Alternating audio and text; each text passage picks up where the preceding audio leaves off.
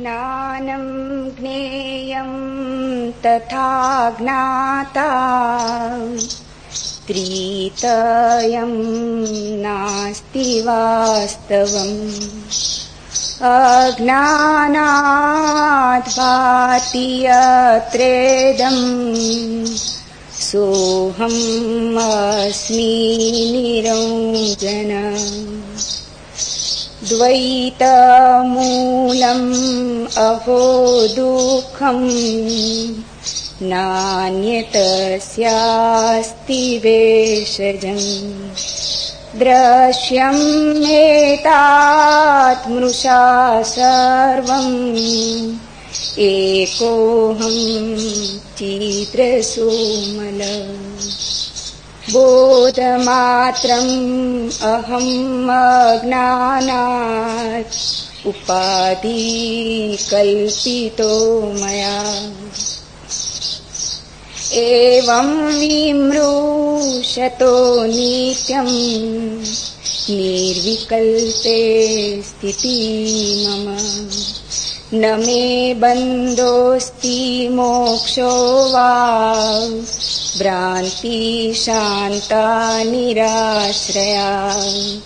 अहो मयि स्थितं विश्वम् वस्तुतो न मयि स्थितम्। सशरीरम् इदं विश्वम् न किञ्चिदिति निश्चितम्। शुद्धचिन्मात्र आत्मा च तत्कस्मिन् कल्पनाधुना। शरीरं स्वर्ग नरकौ बन्धमोक्षौ भयं तथा। कल्पनामात्रम् एव एतत् किं मे कार्यं चिदात्मना।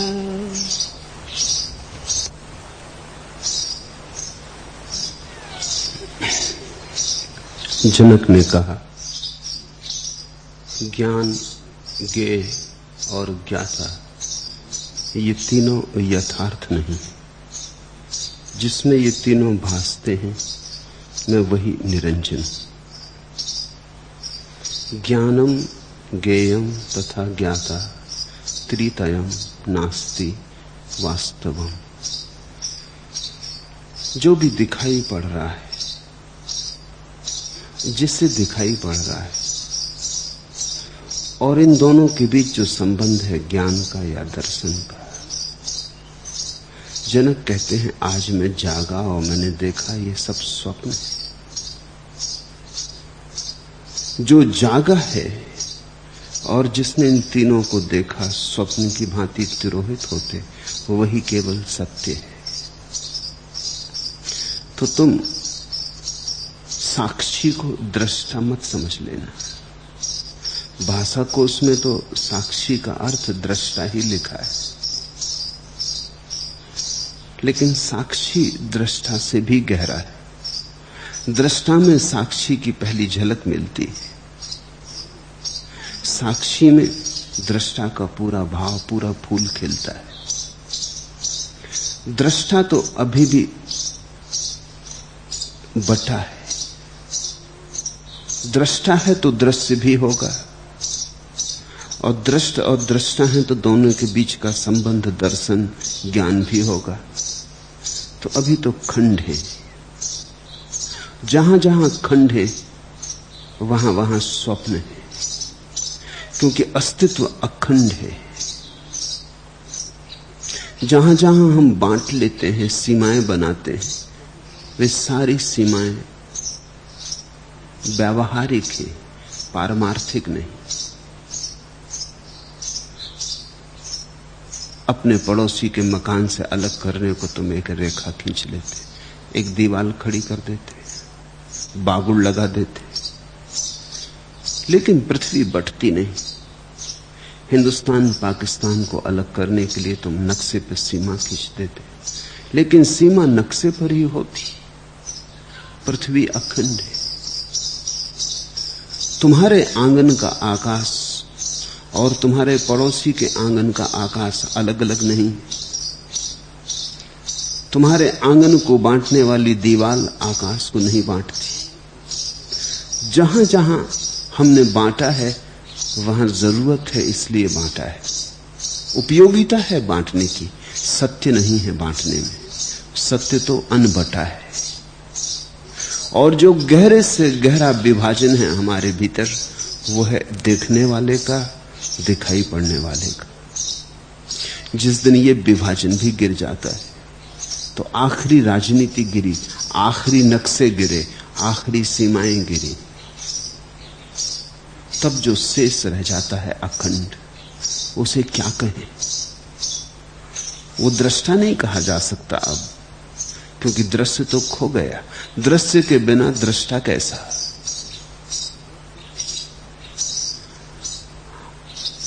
इस दृष्टा को जो हो रहा है वो दर्शन नहीं कहा जा सकता, क्योंकि दर्शन तो बिना दृश्य के ना हो सकेगा। तो दृष्टा, दर्शन और दृश्य तो एक साथ ही बंधे। तीनों होंगे तो साथ होंगे, तीनों जाएंगे तो साथ जाएंगे। तुमने देखा, कोई भी स्वप्न जाता है तो पूरा, होता है तो पूरा। तुम ऐसा नहीं कर सकते कि स्वप्न में से थोड़ा सा हिस्सा बचा लो, या कि कर सकते हो। रात तुमने एक स्वप्न देखा कि तुम सम्राट हो गए, बड़ा सिंहासन है, राजमहल है, बड़ा फौज फांटा है। सुबह जाग के क्या तुम ऐसा कर सकते हो कि सपने में से कुछ बचा लो? तुम कहो जाए सब, ये सिंहासन बचा लो, जाए सब, कम से कम पत्नी तो बचा लो, जाए सब, कम से कम अपना मुकुट तो बचा लो।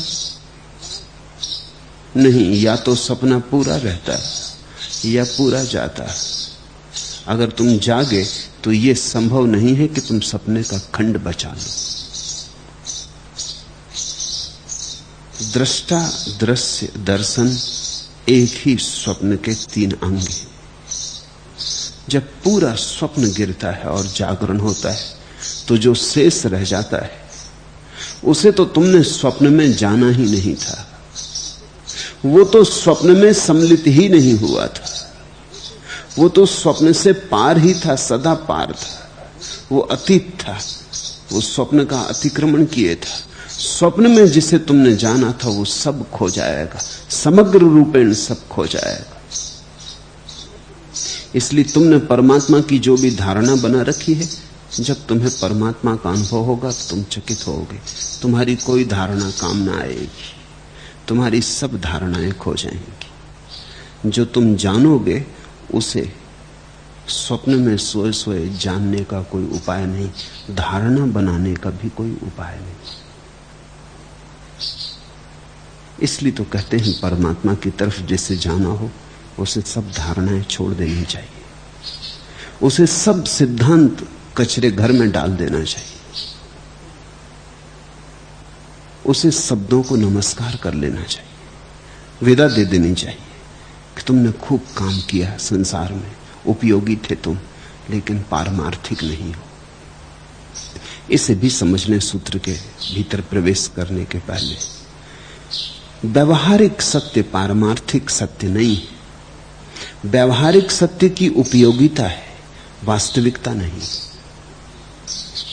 पारमार्थिक सत्य की कोई उपयोगिता नहीं है, सिर्फ वास्तविकता है। अगर तुम पूछो कि परमात्मा का उपयोग क्या है तो कठिनाई हो जाएगी। क्या उपयोग हो सकता है परमात्मा? क्या करोगे परमात्मा से? न तो पेट भरेगा, न प्यास बुझेगी। करोगे क्या परमात्मा का? कौन से लोभ की तृप्ति होगी? कौन सी वासना भरेगी? कौन सी तृष्णा पूरी होगी? परमात्मा का कोई उपयोग नहीं। परमात्मा के कारण तुम महत्वपूर्ण न हो जाओगे, परमात्मा के कारण तुम शक्तिशाली न हो जाओगे, परमात्मा के कारण इस संसार में तुम्हारी प्रतिष्ठा न बढ़ जाएगी। परमात्मा का कोई भी तो उपयोग नहीं। इसलिए तो जो लोग उपयोग के दीवाने हैं वो परमात्मा की तरफ नहीं जाते। परमात्मा का आनंद है, उपयोग बिल्कुल नहीं। मेरे पास लोग आते हैं, वो पूछते हैं ध्यान करेंगे तो लाभ क्या होगा? लाभ? तुम बात ही अजीब सी कर रहे हो। तो तुम समझे ही नहीं कि ध्यान तो वही करता है जिसने लाभ लोभ छोड़ा, जिसके मन में अब लाभ व्यर्थ हुआ, जिसने बहुत लाभ करके देख लिए और पाया कि लाभ कुछ भी नहीं होता। धन मिल जाता है, निर्धनता नहीं कटती। पद मिल जाता है, दीनता नहीं मिटती। सम्मान सत्कार मिल जाता है, भीतर सब खाली का खाली रह जाता है।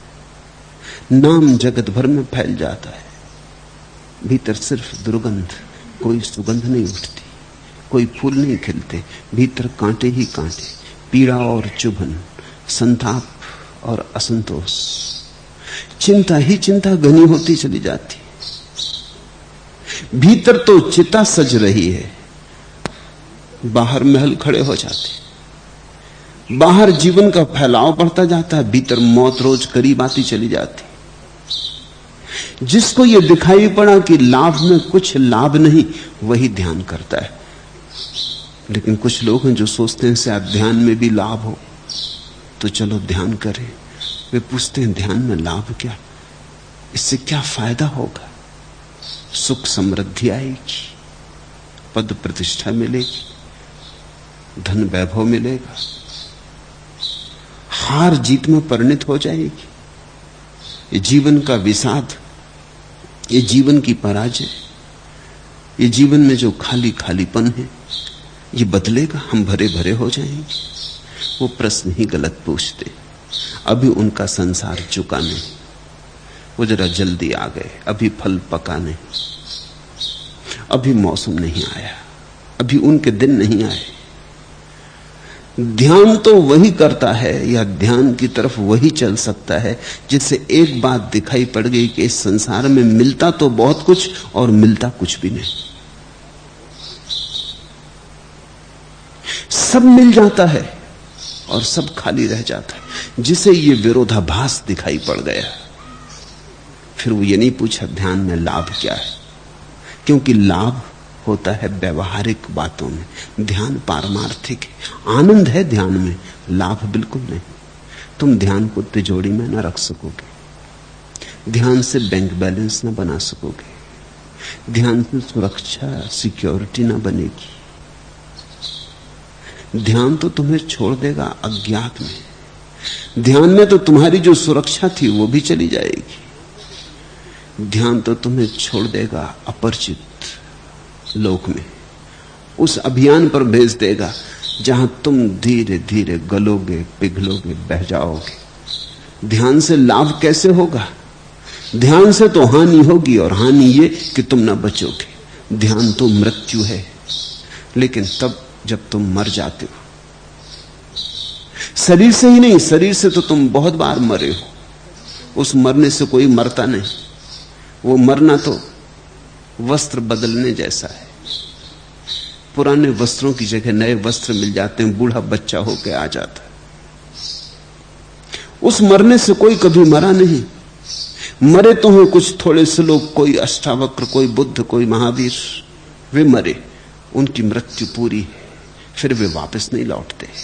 ध्यान मृत्यु है।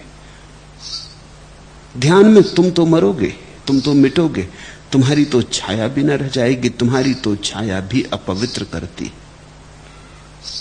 तुम तो रंच मात्र ना बचोगे। तुम ही ना बचोगे, तुम्हारे लाभ का कहां सवाल। तुम स्वयं एक व्यवहारिक सत्य हो, तुम सिर्फ एक मान्यता हो, तुम हो नहीं। तुम सिर्फ एक धारणा हो, तुम्हारा कोई अस्तित्व नहीं। तुम्हारी धारणा तो बिखर जाएगी, सब धारणाएं बिखर जाएंगी तुम्हारे बिखरते, क्योंकि जब मालिक ही ना रहा तो जो सब सामान इकट्ठा कर लिया था वो सब बिखर जाएगा। जब संगीतज्ञ ही ना रहा तो वीणा क्या बचेगी। कहते हैं ना रहा बांस, न बजेगी बांसुरी। तुम ही गए तो बांस ही गया, अब बांसुरी का कोई उपाय ना रहा। तब जो शेष रह जाएगा वही समाधि है, वह है पारमार्थिक। पारमार्थिक का अर्थ है जो है परम आनंद में है, परम विभा में। बरसेगा आशीष, अमृत का अनुभव होगा, लेकिन लाभ कुछ भी नहीं। व्यवहारिक अर्थों में कोई लाभ नहीं। उससे तुम किसी तरह की संपदा निर्मित ना कर पाओगे। वही व्यक्ति ध्यान की तरफ आना शुरू होता है जैसे संसार स्वप्नवत हो गया, जो इस संसार में से अब कुछ भी नहीं बचाना चाहता, जो कहता है ये पूरा सपना है, जाए पूरा। अब तो मैं उसे जानना चाहता हूं जो सपना नहीं। ये सूत्र उसी खोजी के लिए। जनक ने कहा ज्ञान, ज्ञेय और ज्ञाता ये तीनों यथार्थ नहीं। जिसमें ये तीनों भासते हैं मैं वही निरंजन। जिसके ऊपर ये सपना चलता संसार का। रात तुम सोते हो, तुम सपना देखते हो। सपना सत्य नहीं है, लेकिन जिसके ऊपर सपने की तरंगें चलती हैं वो तो निश्चित सच है। सपना जब खो जाएगा तब भी सुबह तुम तो रहोगे। तुम कहोगे रात सपना देखा, बड़ा झूठा सपना था। एक बात तय, जो देखा वो तो झूठ था, लेकिन जिसके ऊपर बहा उसे तो झूठ नहीं कह सकते। अगर देखने वाला भी झूठ हो तो सपना बन ही नहीं सकता। सपने के बनने के लिए भी कम से कम एक तो सत्य चाहिए। वो सत्य है तुम्हारा होना। और सुबह जाग के जब तुम पाते हो कि सपना झूठा था, तो तुम जरा ख्याल करना, जिसने सपने को देखा और जो सपने में भरमाया, जो सपने का दृष्टा बना था, वो भी झूठा था। रात तुमने सपना देखा कि एक सांप, बड़ा सांप चला आ रहा, फुफकारे मारता तुम्हारी ओर। जिसने देखा सपने में वो कप गया, वो घबरा गया, वो पसीने पसीने हो भागने लगा, पहाड़ पर्वत पार करने लगा और सांप पीछा कर रहा है और तुम भागते हो और उसकी फुफकार तुम्हें सुनाई पड़ रही। वो जब तुम सुबह जागोगे तो सांप तो झूठा हो गया। जिसने सांप को देखा था, जो देख के भागा था, जो भाग भाग के घबराया, पसीने से लथपथ होके गिर पड़ा था, क्या वो सच था? वो भी झूठ हो गया। सपना भी झूठ हो गया, सपने का दृष्टा भी झूठ हो गया। लेकिन फिर भी इन दोनों के पार कोई है जिस पे दोनों घटे। नहीं तो सुबह याद कौन करेगा? ये किसको आती याद? ये कौन कहता सुबह की सपना झूठ था? ख्याल रखना, दृश्य तो झूठ था ही।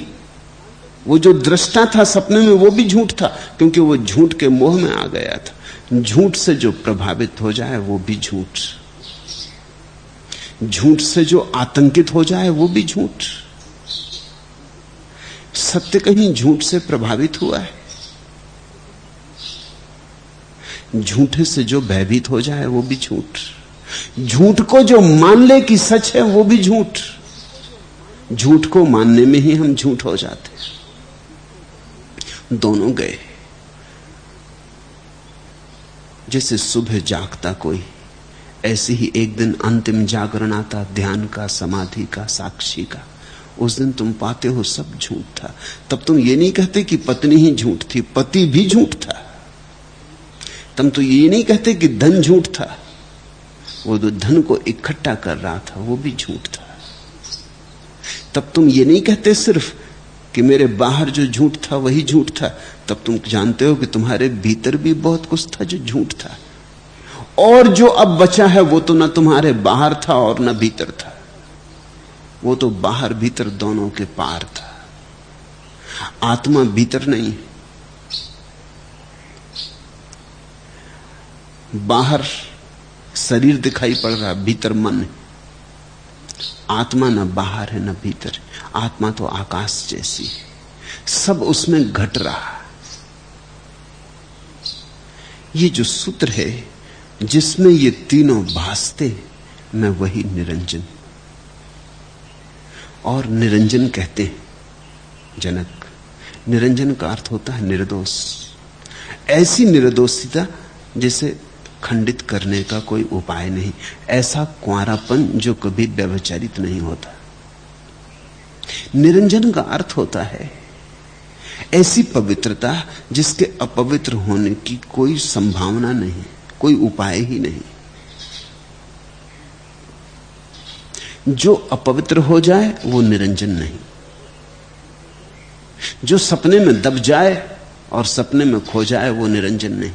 जो झूठ से आंदोलित हो जाए वो निरंजन नहीं। जो झूठ से इतना प्रभावित हो जाए कि झूठ के पीछे दौड़ने लगे वो निरंजन नहीं। निरंजन तो सदा पवित्र, शांत, आकाश जैसा निर्मल। आकाश में देखा कितने धूल के बवंडर उठते हैं, काले बादल छाते हैं, आते हैं चले जाते हैं। आकाश का निरंजनपन शेष रहता। न तो धूल के बादल आकाश को गंदा कर पाते, न काले बादल आकाश को गंदा कर पाते। सब कुछ होता रहता है लेकिन आकाश की निर्दोषिता शाश्वत है, उस पर कोई खंडन नहीं होता। ऐसी दशा को कहते निरंजन।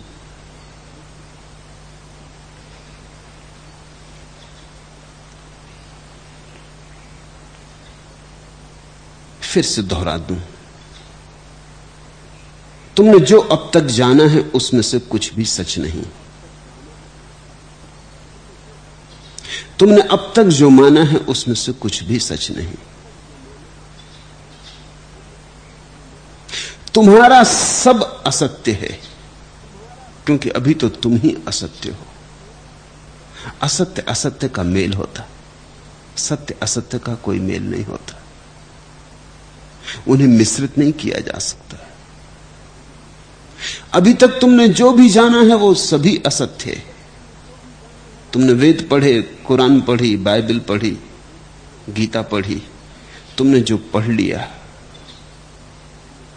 वो वहां लिखा नहीं। तुमने वही पढ़ लिया जो तुम अपनी अज्ञान की दशा में पढ़ सकते हो। तुमने बहुत से संयम साधे, मगर तुम्हारे सब संयम झूठ को ही साधने में सहयोगी होते हैं, क्योंकि तुम ही अभी झूठ हो। तुम संयम कैसे साधोगे? तुम्हारा संयम भी सपना ही होगा। तुमने तप भी किए, दान भी किए, तुमने उपवास भी किए, तुमने पूजा प्रार्थना भी की, लेकिन सब व्यर्थ गई, सब पानी में बह गई, क्योंकि मौलिक बात, आधारभूत बात तुम्हें ख्याल में नहीं आई। कल मैं बच्चों का एक गीत पढ़ रहा था। नदी घाट से बांझ लदे, चले शहर को 5 गधे। पहला बोला मैं राजा, कहा दूसरे ने जा जा।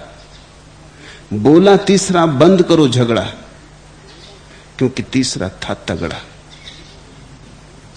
चौथे ने प्रस्ताव किया, चालाकी से काम लिया। लड़ने से पहले सुन लो, मुझको निर्णायक चुन लो। आया ताव 5वें को, शुरू किया रैंको रैंको। खूब चली फिर दुलत्ती, कुचल गई पत्ती पत्ती। मालिक आया तभी सधे, बदले बिल्कुल नहीं गधे। मालिक को देख के सध भी गए, शांत भी खड़े हो गए, बदले बिल्कुल नहीं गधे। लेकिन कहीं मालिक को देख के सध के खड़े हो जाने से, सधे हो जाने से कहीं गधे बदले। तो कुछ गधे हैं जो बाजार में तुम्हें मिलेंगे, कुछ गधे तुम्हें आश्रमों में मिलेंगे। सधे बधे गधे, मगर बदले बिल्कुल नहीं गधे। कोई धन के पीछे पागल है, कोई धन छोड़ने के पीछे पागल है, लेकिन धन का प्रभाव दोनों पर है। धन से छूट नहीं होती दिखती, धन छूट जाता है तो भी धन से छूट होती नहीं दिखती। कोई स्त्रियों के पीछे दीवाना है, कोई स्त्रियों से घबरा के भाग गया है। फर्क कहां? दिशा बदल गई, मूर्ता नहीं बदली, बदले बिल्कुल नहीं गधे। घबराहट है कि कहीं स्त्री न छू जाए, कि कहीं स्त्री दिखाई न पड़ जाए। ये घबराहट कैसी? अगर तुम्हें दिखाई पड़ गया कि सब सपना है तो घबराहट कैसी? सुबह जाग के अगर कोई कहे कि रात देखा कि सब सपना है, इस कमरे में सांप ही सांप थे, कि सिंह दहाड़ते थे, सब सपना है, लेकिन सुबह हम उससे कहें कि चलो कमरे के भीतर गए, वो कहे कि मैं नहीं जाता, सब सपना है, बाकी मैं जाता नहीं, क्यों जाएं? अगर तुम्हें दिखाई पड़ गया कि सपना है तो अब क्या घबराहट? अब तो कमरे के भीतर आ जाओ। नहीं, वो कहता है सब सपना है, सब समझ में आ गया, मगर जाएं क्यों कमरे के भीतर? कमरे के भीतर हम नहीं जाएंगे, हमने कमरे का त्याग कर दिया है। जनक जैसा ज्ञानी बहुत मुश्किल से मिलेगा, क्योंकि जनक ज्ञान को उपलब्ध हुए और महल छोड़ा नहीं। ये परम ज्ञानी की दशा है, क्योंकि जब जान ही लिया तो छोड़ने को कुछ ना बचा। जनक ज्ञान को उपलब्ध हो गए, रत्ती भर भी बदलाहट ना की, क्योंकि बदलाहट कहां करे, सपना तो गया, अब जो जैसा है। अगर ज्ञान के बाद त्याग की चेष्टा चले तो समझना ज्ञान भी घटा नहीं।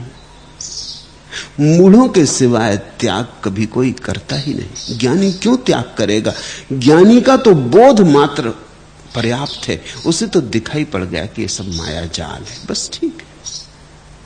वो इससे आंदोलित नहीं होता, न पक्ष में न विपक्ष में, उस पे इसकी छाया नहीं पड़ती, न तो आकर्षण की न विकर्षण की। ज्ञान को उपलब्ध व्यक्ति न तो रागी होता न विरागी। ज्ञान को उपलब्ध व्यक्ति न भोगी हो सकता, न रागी न त्यागी, क्योंकि भोगी और योगी होने के लिए, भोगी और त्यागी होने के लिए सपना चाहिए वही। दोनों का सपना एक है, दोनों की मान्यता एक है। एक कहता है धन में सब है और एक कहता है धन मिट्टी। मैंने सुना है, महाराष्ट्र की एक प्राचीन कथा है, रांका बांका पति पत्नी थे। रांका पति था, बांका उसकी पत्नी का नाम था। थी भी वो बांकी औरत। रांका बड़ा त्यागी था, उसने सब छोड़ दिया था। वो भीख भी नहीं मांगता था, वो रोज जाके जंगल से लकड़ी काट लाता और बेच देता। जो बचता उससे भोजन कर लेता, सांझ अगर कुछ बच जाता तो उसको बांट देता। रात फिर भिखमंगे होकर सो जाते, सुबह फिर लकड़ी काटने चला जाता। एक दिन ऐसा हुआ कि वो बीमार था और 3 दिन तक लकड़ी काटने ना जा सका, तो 3 दिन घर में चूल्हा ना जला। चौथे दिन कमजोर तो था लेकिन जाना पड़ा। पत्नी भी साथ गई सहारा देने को। लकड़ियां काटी, रांका अपने सिर पे लकड़ियों का गट्ठा लिए चलने लगा। पीछे पीछे उसकी पत्नी चलने लगी। राह के किनारे अभी अभी कोई घुड़सवार निकला है, घोड़े के पदचाप बने और धूल अभी तक उड़ रही, और देखा उन्होंने कि किनारे एक असरफियों से भरी थैली पड़ी, शायद घुड़सवार की गिर गई। रांका आगे है, उसके मन में सोच उठा कि मैं तो हूं त्यागी, मैंने तो विजय पाली, मेरे लिए तो धन मिट्टी, मगर पत्नी तो पत्नी। कहीं उसका मन ना आ जाए, लोभ ना आ जाए, कहीं सोचने न लगे रख लो, कभी दुर्दिन में काम आ जाएगी। अब 3 दिन भूखे रहना पड़ा, 1 पैसा पास ना था। ऐसा सोच के उसने जल्दी से असरफियों से भरी थैली पास के गड्ढे में सरका के उसके ऊपर से मिट्टी डाल दी। वो मिट्टी डाल के चुक ही रहा था कि पत्नी आ गई। उसने पूछा क्या करते हो? तो रांका ने कसम खाई थी झूठ कभी न बोलने की, बड़ी मुश्किल में पड़ गया। कहे तो डर लगा कि कहीं ये पत्नी झंझट ना करने लगे, और कहे कि रख लो, हर्ज क्या है, भाग्य ने दी है, भगवान ने दी है, रख लो, कहीं ऐसा ना कहने लगे। स्त्री का भरोसा क्या? साधु सन्यासी स्त्री से सदा डरे रहे।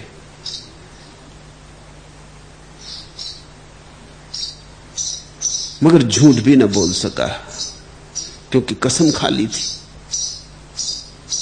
तो उसने मजबूरी में कहा कि सुन, मुझे क्षमा कर और कोई और बात मत उठाना, सत्य कह देता हूं। यहां थैली पड़ी थी, ये सोच के कि तेरा लोभ न जग जाए। मैं तो खैर लोभ का त्याग कर चुका, मगर तेरा क्या भरोसा। स्त्री यानी यह स्त्री का कहीं मोक्ष होता है? जब तक वो पुरुष न हो जाए तब तक मोक्ष नहीं कहते धर्मशास्त्र। सब धर्मशास्त्र पुरुषों ने लिखे, वहां भी बड़ी राजनीति। तो तू स्त्री है, कमजोर हृदय की है, रागात्मक तेरी प्रवृत्ति है, तू कहीं उलझ न जाए, इसलिए तेरे को ध्यान रख के मैंने ये असरफियां मिट्टी में ढक दी और ऊपर से मिट्टी डाल रहा हूं। राका की बात सुन के बांका खूब हंसने लगी। उसे नाम इसलिए तो बांका मिला। वो कहने लगी, ये भी खूब रही, मिट्टी पे मिट्टी डालते तुम्हें शर्म नहीं आती। और जरूर तुम्हारे भीतर कहीं लोभ बाकी है। जो तुम मुझ में सोचते हो वो तुम्हारे भीतर कहीं छिपा होगा। जो तुम मुझ पे आरोपित करते हो वो कहीं तुम्हारे भीतर दबा पड़ा होगा। तुम्हें अभी सोना दिखाई पड़ता है? तुम्हें अभी भी सोने और मिट्टी में फर्क मालूम होता है? वो तो रोने लगी, तो कहने लगी, मैं तो ये सोचती थी कि तुम त्यागी हो गए।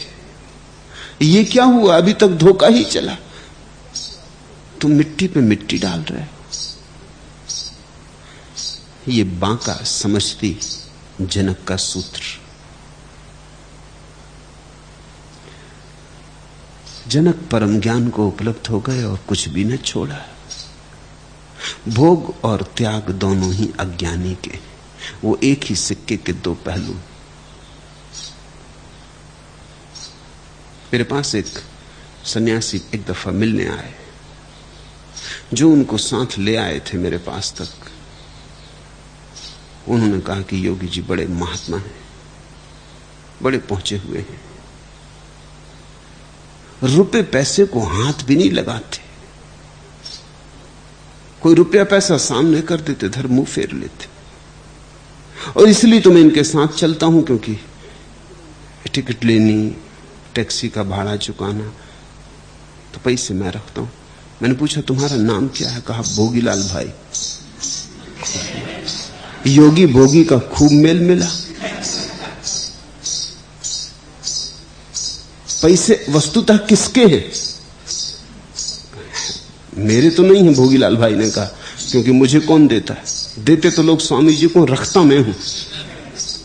है तो स्वामी जी के, अगर सच पूछे तो, क्योंकि मैं कौन, मेरी स्थिति क्या, मैं तो साधारण आदमी हूं। चढ़ाते उनको हैं, संभालता मैं हूं। बाकी वो छूते नहीं, वो बड़े योगी हैं।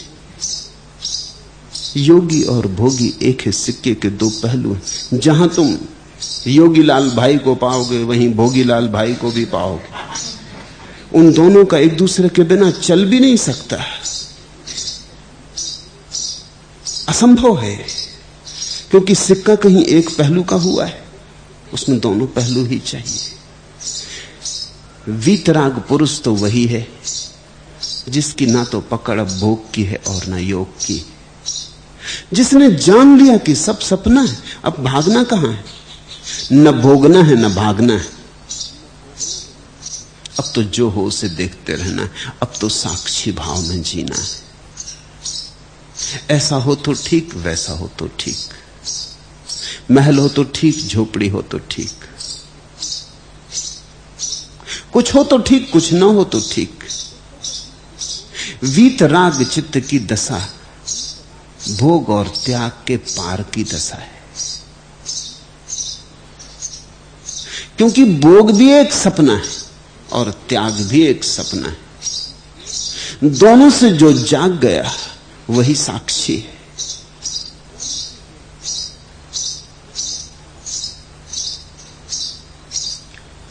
लेकिन हमारे सोचने के ढंग होते हैं, हमारे सोचने की बंधी हुई व्यवस्थाएं होती हैं।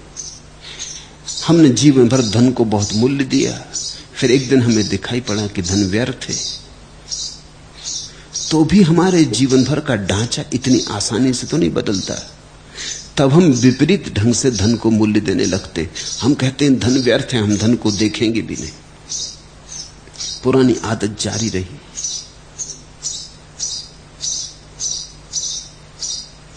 मैंने सुना कि मुल्ला नसरुद्दीन एक बार नास्तिक हो गया। अब मुसलमान साधारणतः नास्तिक होते नहीं, इतनी हिम्मत मुसलमान जोड़ा ही नहीं पाते। नास्तिक तो हो गया लेकिन पुरानी आदत तो नहीं छूटी। मुझे मिलने आया तो मैंने पूछा कि मुल्ला, मैंने सुना तुम नास्तिक हो गए, चलो अच्छा किया, कुछ तो हुए। अब तुम्हारा सिद्धांत क्या? उसने कहा मेरा सिद्धांत बिल्कुल साफ है, मैंने टांग रखा अपने दीवार पर कि कोई ईश्वर नहीं है और पैगंबर मोहम्मद उसके पैगंबर। कोई ईश्वर नहीं है और मोहम्मद उसके पैगंबर। वो पुरानी आदत कि एक ही अल्लाह और एक ही पैगंबर मोहम्मद, उसमें से आधा तो बदला। उतनी तो हिम्मत जुटाएगी कोई ईश्वर नहीं, लेकिन पुरानी आदत। अब ईश्वर नहीं है तो भी मोहम्मद तो पैगंबर है ही। हमारी आदतें ऐसी ही चलती हैं, बड़ी सूक्ष्म है। एक मित्र मुल्ला नसरुद्दीन को मिल गया होटल में, तो उसने कहा यार एक एक पैग हो जाए तो कैसा रहे। मुल्ला ने कहा नहीं भाई, शुक्रिया, बहुत बहुत धन्यवाद। नहीं इसलिए कि एक तो मेरे धर्म में शराब पीने की मनाही, दूसरे जब मेरी पत्नी मरने को थी तो मैंने उसके सामने कसम खा ली है कि कभी शराब न पीऊंगा, और तीसरे अभी अभी मैं घर से पी के चला आ रहा।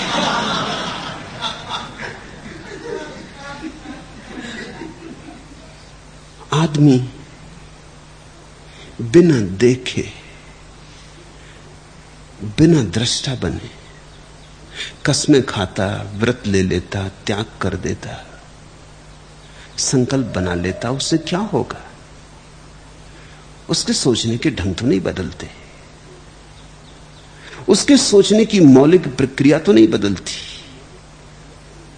वो पुराने ही ढांचों में नए सिक्के ढालने लगता है, लेकिन नए सिक्कों पर मोहरें तो पुरानी ही होती, हस्ताक्षर तो पुराने ही होते। तुम अगर ऐसे ऊपर ऊपर बदलने में लगे रहे तो कभी ना बदलोगे। ये तुम बदलने का धोखा दे रहे हो। बदलाहट तो आमूल होती, जड़मूल से होती। बदलाहट तो एक झंझावात है, एक क्रांति है, जिसमें तुम्हारा सब उखड़ जाता है, जिसमें तुम्हारे देखने, सोचने, विचारने की प्रक्रियाएं समाप्त हो जाती। अभिनव का जन्म होता है। अतीत से तुम्हारा समस्त संबंध विच्छेद हो जाता है। उसमें से कुछ भी तुम बचा के नहीं लाते, किसी भी बहाने से बचा के नहीं लाते। धन में रस था तो तुम त्यागी बन सकते हो, लेकिन तुम्हारा रस धन में ही रहेगा। यह हो सकता है कि फिर तुम लोगों को समझाओ कि बचो कामनी कांचन से, कामनी कांचन में बड़ा खतरा है, लेकिन तुम चर्चा कामनी कांचन की ही करोगे। कभी कभी शास्त्रों को देख के बड़ी हैरानी होती। ऋषि मुनि निरंतर कामनी कांचन की बात करते रहते, बचो कामनी कांचन से। ऐसा लगता है अभी भी डरे हुए, और शायद दूसरों को समझाने के बहाने अपने को समझा रहे। ये बात ही क्या है? ठीक है, समझाने के लिए एक आध बार कह दी तो ठीक है, मगर ये 24 घंटे का राग कि बचो कामनी कांचन से, ऐसा लगता है पीछे अचेतन में अभी भी कामनी कांचन काम कर रहे हैं, अभी भी डरे हुए हैं, अभी भी लगता है भय है, अभी भी लगता है अगर ये बात बार बार न दोहराई तो खतरा है कि कहीं फिर न पड़ जाएं उसी जाल में। तो ये आत्म सम्मोहन का प्रयोग कर रहे हैं, वो बार बार दोहरा रहे हैं। फ्रांस में सम्मोहक हुआ इमाइल कुए, वो अपने शिष्यों को कहता था कि बस एक ही बात को रोज सुबह शाम दोहराओ कि मैं रोज अच्छा हो रहा हूं, स्वस्थ हो रहा हूं, तुम हो जाओगे। ये सारे लोग इमाइल कुएं के अनुयायी मालूम होते। तुम दोहराते रहो कि कामनी कांचन पाप है, कामनी कांचन पाप है, लेकिन तुमने ख्याल किया तुम उसी चीज को पाप कहते हो जिसमें तुम्हारा रस भी होता। सच तो यह है कि अगर चीजें पाप ना हो तो उनमें रस ही खो जाता है। जिस चीज को पाप बना दो उसमें रस आने लगता है। कहो कि पाप है तो आकर्षण पैदा होता है। तुम छोटे से बच्चों को कहो कि वहां मत जाना, बस सारी दुनिया बेकार हुई, अब वहीं जाने में रस मालूम होता है। ईसाई कथा है कि परमात्मा ने जब बनाया आदमी और हव्वा को तो उसने कहा कि देखो और सब फल तो खाना इस बगीचे के, सिर्फ ये जो बीच में एक वृक्ष लगा है, एक ज्ञान का वृक्ष है, इसका फल मत खाना। फिर मुश्किल हो गई। मुश्किल खुद परमात्मा ने पैदा करवा दी। इतना बड़ा विराट जंगल था कि अगर आदम हव्वा को खुद पे छोड़ दिया होता तो शायद अभी तक भी वो खोज ना पाए होते उस वृक्ष को। अनंत। मगर वो परमात्मा का कहना और तख्ती लगा देना कि यहां इस फल को मत खाना, बस वही बना उत्तेजना का कारण। फिर सारा बगीचा व्यर्थ हो गया। फिर रात सपना भी आदम और हव्वा यही देखते रहे होंगे कि कब कैसे, आखिर परमात्मा ने मना क्यों किया, जरूर कुछ राज होगा। और तभी तो वो सांप उनको, शैतान उनको भटका सका। उसने कहा अरे पागलो, परमात्मा खुद इसका फल खाता है, तुम खाओगे तुम भी परमात्मा जैसे हो जाओगे, इसलिए तो रोका, ईर्ष्यावश। अब अगर दोबारा परमात्मा संसार बनाए तो उससे मैं कहना चाहूंगा अब की बार तुम ये कह देना कि सांप को मत खाना। बस आदम हव्वा सांप को खा जाते अगर परमात्मा ने कहा होता कि सांप को मत खाना और सब खाना। शैतान को खा जाते अगर तख्ती लगा दी होती कि शैतान को छोड़ना बाकी सब खा जाना। मगर वो तख्ती लगाई थी ज्ञान के वृक्ष पर। निषेध आमंत्रण बन जाता है।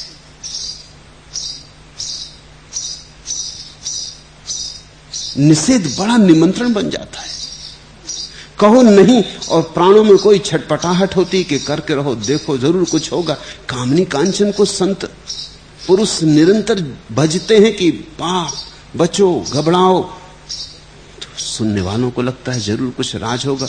जब महापुरुष इतनी ज्यादा चर्चा करते, मेरे देखे अगर दुनिया में धन और काम की निंदा बंद हो जाए तो धन और काम का जितना प्रभाव है वो अति शून्य हो जाए, उसका कोई मूल्य न रह जाए। उपयोगिताएं हैं ये, न तो इनको इकट्ठा करने में कोई सार है और न इनको त्यागने में कोई सार है। तुम जरा सोचो तो, अगर जिस चीज के इकट्ठा करने से कुछ नहीं मिलता उसको छोड़ने से कैसे मिल जाएगा। इकट्ठा करने से संसार नहीं मिलता और छोड़ने से परमात्मा मिल जाएगा। तो त्यागी तो भोगी से भी ज्यादा भ्रांत मालूम होता है। त्यागी तो बेचारा, भोगी तो इतना ही कह रहा है कि अगर हम धन इकट्ठा कर लेंगे तो संसार मिल जाएगा। त्यागी इससे भी बड़े भ्रम में, वो कह रहा धन अगर छोड़ देंगे तो परमात्मा मिल जाएगा। लेकिन लगता ऐसा है कि धन से ही सब मिलता है, चाहे संसार चाहे परमात्मा।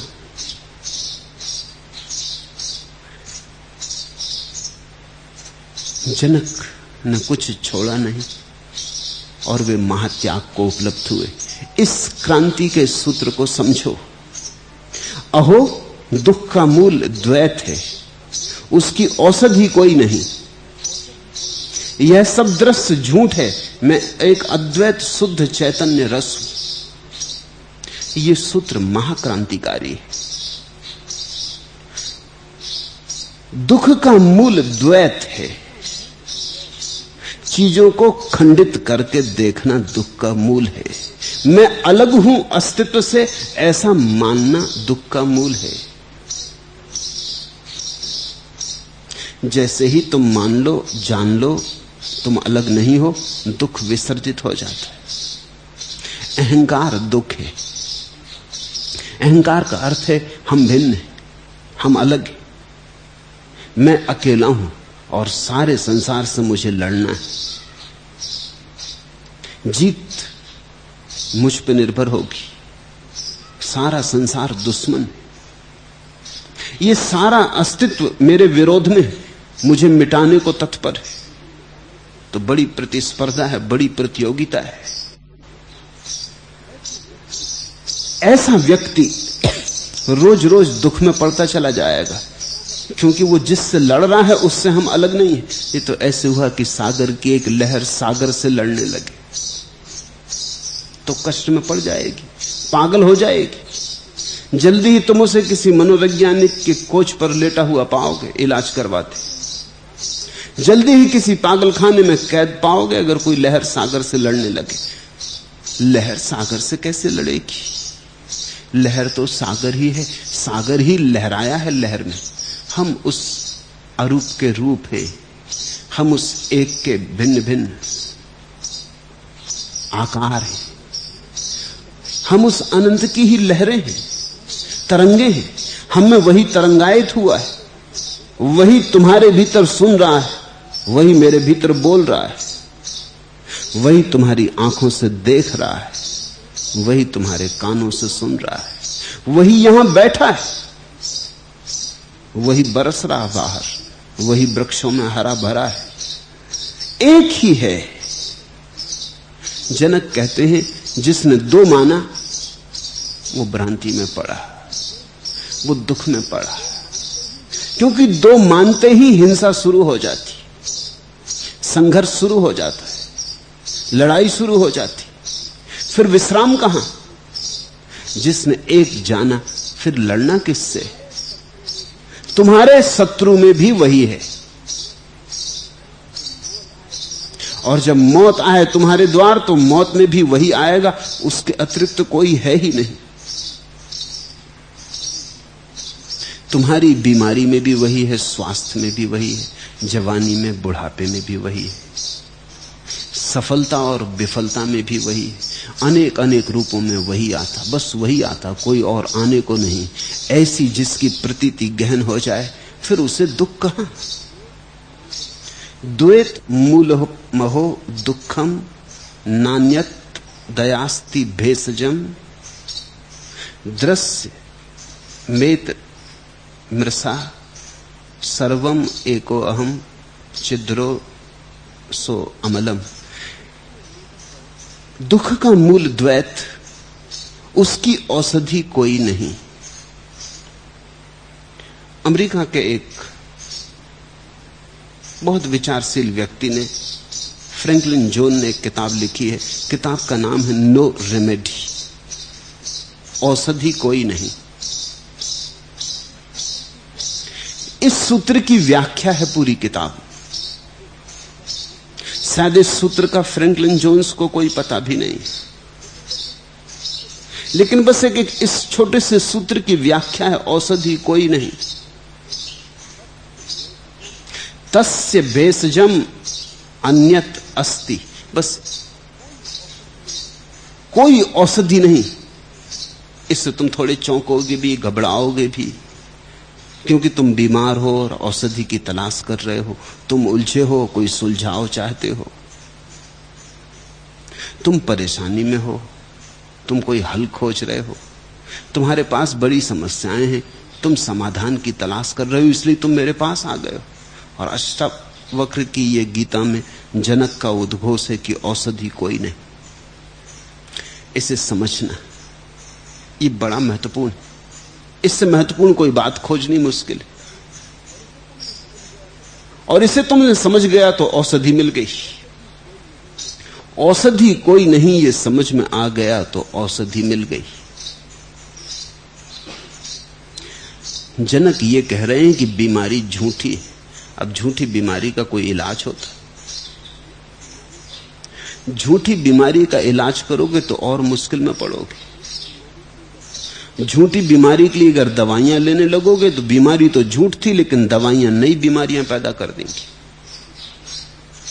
इसलिए पहले ठीक ठीक निर्णय कर लेना जरूरी है कि बीमारी सच है या झूठ। एक आदमी के संबंध में मैंने सुना, वो बड़ा परेशान था।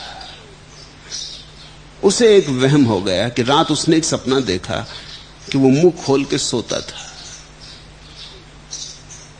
बचपन से उसकी खराब आदत पड़ गई थी। रात उसने सपना देखा कि मुंह उसका खुला है और एक सांप उसमें घुस गया। घबराहट में नींद तो खुल गई, लेकिन जब वो उसकी नींद खुली तब भी सपना ऐसा प्रगाढ़ था कि उसने बराबर सांप की पूंछ सरकते देखी, अंतिम पूंछ। वो चीखा भी, चिल्लाया भी, लेकिन तब तक वो कंठ के अंदर उतर गया। अब उसके बड़े इलाज किए गए, एक्सरे लिए गए, दवाइयां दी गई। डॉक्टर कहें उससे कि कोई सांप नहीं, क्योंकि एक्सरे में आता नहीं। वो कहे हम तुम्हारी माने कि अपनी, वो पेट में चलता है। अब तुम थोड़ा सोचो उस आदमी को, अगर तुम भी ऐसा विचार करो तो चलने लगेगा। विचार की बड़ी क्षमता है, कल्पना की बड़ी शक्ति है। उसकी कल्पना प्रगाढ़ हो गई। वो बैठ न सके, पेट में दर्द हो, कहीं सांप यहां सरक रहा है, कहीं वहां सरक रहा है, और उसका जीवन बेचैनी से भर गया। वो रात सो न सके, काम धाम सब बंद हो गया। चिकित्सकों के पास जाए, वो कहें कि सांप हो भीतर तो हम इलाज करें, कुछ है ही नहीं। संयोग की बात, वो एक सम्मोहनविद के पास गया। उसने कहा कि सांप है। कौन कहता है नहीं? कहने वाले गलत, एक्सरे गलत होगा, लेकिन सांप है। उसकी बात सुनते ही वो आदमी आश्वस्त हुआ। उसने कहा कि गुरु मिले, आपकी ही तलाश कर रहा था। मानते ही नहीं लोग। अब मैं मरा जा रहा हूं, और उसके तकलीफ तो सच थी, चाहे सांप झूठ हो। इसे थोड़ा समझ लेना, उसकी तकलीफ तो सच थी, चाहे सांप झूठ हो। सांप झूठ हो या सच हो, इससे क्या फर्क पड़ता? उसकी तकलीफ तो सच थी। वो दुबला हो गया, सूख के हड्डी हड्डी हो गया। उसकी एक ही घबराहट, एक ही बेचैनी की सांप से कैसे छुटकारा होगा। सब अस्त व्यस्त उसका जीवन हो गया। लेकिन उस सम्मोहनविद ने कहा हम हल कर लेंगे। उसने इंतजाम किया। उसने उसकी संडास में एक सांप रखवा दिया। जब वो सुबह जाए मल विसर्जन को, तो घर के लोगों को कहा कि सांप छोड़ देना, बस बाकी मैं निपटा लूंगा। जब वो मल विसर्जन को गया तो सांप उसने सरकता देखा, नीचे देखा तो भागा, खुश होकर बाहर आया। उसने कहा कि देखो, लाओ तुम्हारे एक्सरे। वो डॉक्टरों के पास गया। उसने कहा कि देखो, सांप था, निकल गया। उसी दिन से वो ठीक हो गया। कोई औषधि नहीं का अर्थ ये होता है कि बीमारी झूठ है। इस झूठ बीमारी को झूठ जान लेने में ही छुटकारा है। अगर बीमारी सच होती तो इलाज हो सकता था। अगर तुम परमात्मा से दूर हो गए होते तो मिलने की कोई व्यवस्था हो सकती थी। तुम दूर हुए नहीं, और तुम सोचते हो कि दूर हो गए। अगर तुमने अपनी आत्मा से संबंध छोड़ दिया होता तो कोई रास्ता बना लेते, कोई सेतु बनता, विज्ञान कोई उपाय खोज लेता कि फिर से कैसे जुड़ा जाए। लेकिन तुम कभी आत्मा से अलग हुए नहीं, तुम जुड़े हो।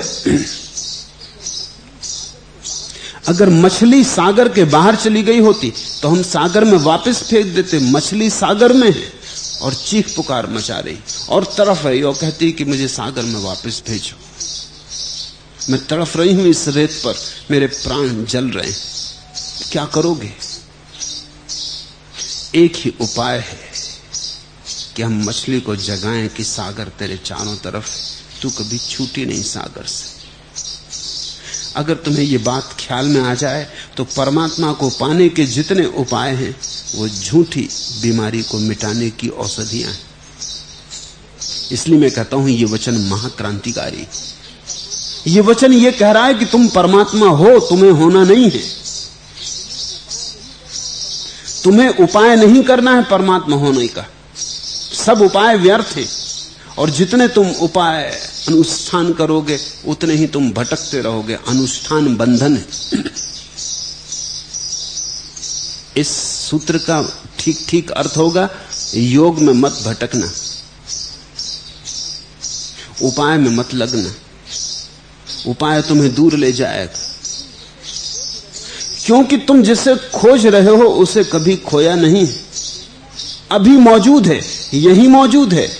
इसी क्षण तुम परमात्मा हो, बेशर्त तुम परमात्मा हो। परमात्मा होना तुम्हारा स्वभाव है। विवेकानंद कहा करते थे, एक सिंहनी गर्भवती थी, वो छलांग लगाती थी एक टीले पर से, छलांग के झटके में उसका बच्चा गर्भ से गिर गया, गर्भपात हो गया। वो तो छलांग लगा के चली भी गई, लेकिन नीचे से भेड़ों का एक झुंड निकलता था, वो बच्चा भेड़ों में गिर गया। वो बच्चा बच गया, वो भेड़ों में बड़ा हुआ, वो भेड़ों जैसा ही रिरियाता मिमियाता, वो भेड़ों के बीच ही सरक सरक के घसीट घसीट के चलता। उसने भेड़ चाल सीख ली, और कोई उपाय भी न था, क्योंकि बच्चे तो अनुकरण से सीखते। जिनको उसने अपने आसपास देखा, उन्हीं से उसने अपने जीवन का अर्थ भी समझा, यही मैं हूं। और तो आदमी भी कुछ नहीं करता था, वो तो सिंह शावक था, वो तो क्या करता है। उसने यही जाना कि मैं भेड़ हूं। अपने को तो सीधा देखने का कोई उपाय नहीं, दूसरों को देखता था अपने चारों तरफ। वैसी ही उसकी मान्यता बन गई कि मैं भेड़ हूं। वो भेड़ों जैसा डरता,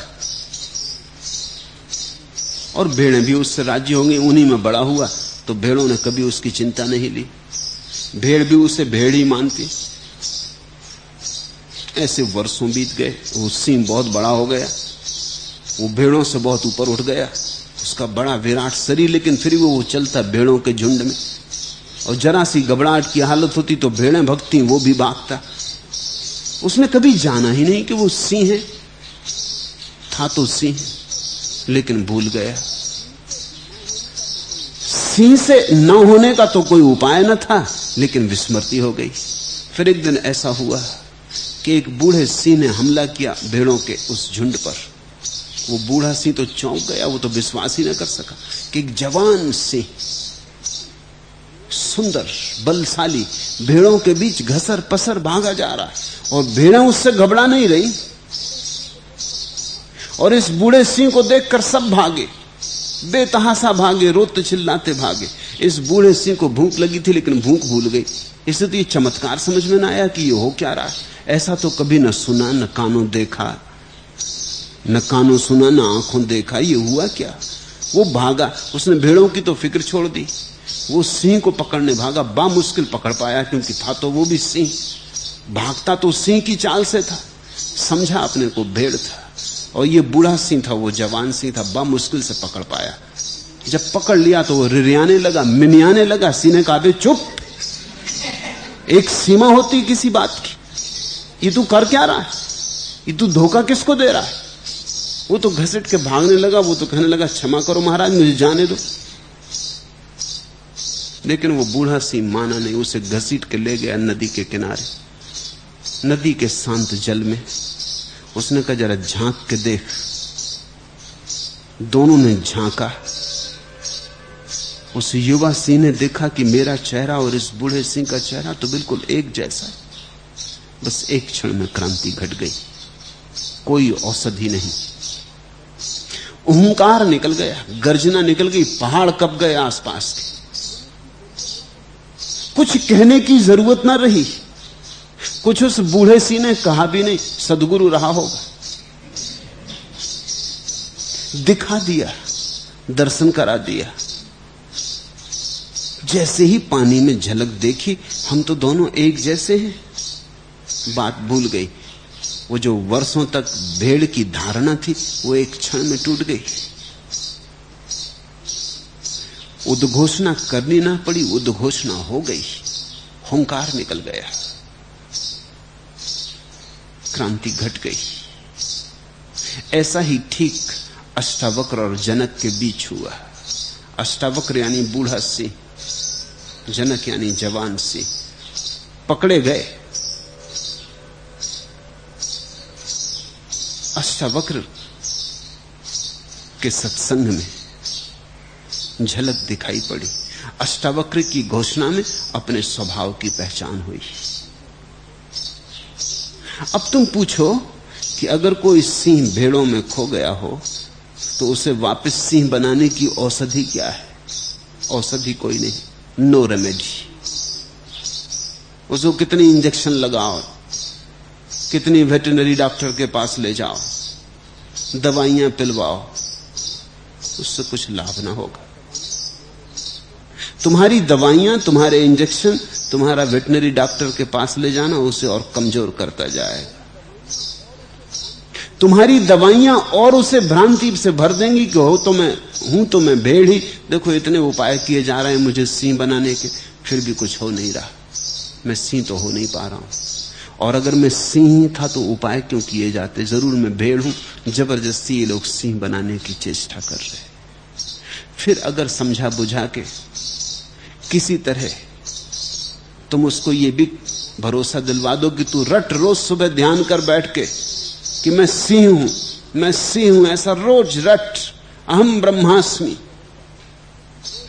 धीरे धीरे हो जाएगा। रोज दोहरा कि मैं सिंह होता जा रहा हूं, जैसा कुएं कहता है कि रोज मैं स्वस्थ होता जा रहा हूं, सुंदर होता जा रहा हूं। ऐसा अगर ये सिंह वर्षों तक भी कहता रहे और वर्षों कहने के बाद मान भी ले, तो भी क्या ये सिंह हो जाएगा? ये मान्यता ही रहेगी, ये विचार की पतली परत ही रहेगी। मगर उस बूढ़े सिंह ने ठीक किया, उसने इसे कुछ मंत्र नहीं दिया, जप तप नहीं दिया, घसीट के ले गया, एक स्थिति पैदा की जिसमें इसे अपने स्वभाव की झलक मिल गई। सद्गुरु के सत्संग का इतना ही अर्थ होता है कि वो तुम्हें घसीट के वहां ले जाए जहां तुम उसके चेहरे और अपने चेहरे को मिला के देख पाओ, जहां तुम उसके भीतर के अंतरतम को अपने अंतरतम के साथ मिला के देख पाओ। गर्जना हो जाती, एक क्षण में हो जाती। सत्संग का अर्थ ही यही है, कैसे किसी ऐसे व्यक्ति के पास बैठना, उठना जिसे अपने स्वरूप का बोध हो गया है।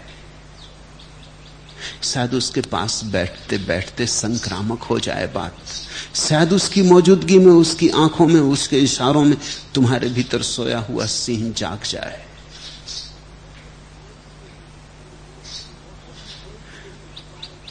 औषधि कोई भी नहीं, उपाय कोई भी नहीं, विधि कोई भी नहीं। तस्य भेषजम अन्यत आस्ति, न कोई औषधि है, क्योंकि ये सब दृश्य झूठ है। उस सिंह का भेड़ होना झूठ था, वो सारा दृश्य झूठ था। माना था इसलिए सच मालूम हो रहा था, जिस क्षण जाना उसी क्षण झूठ हो गया, वो स्वप्नबद्ध था। मैं एक अद्वैत शुद्ध चैतन्य रस हूं। सुनो इस शब्द को, मैं एक अद्वैत शुद्ध चैतन्य रस हूं। अहो द्वैत मूलम यत दुखम,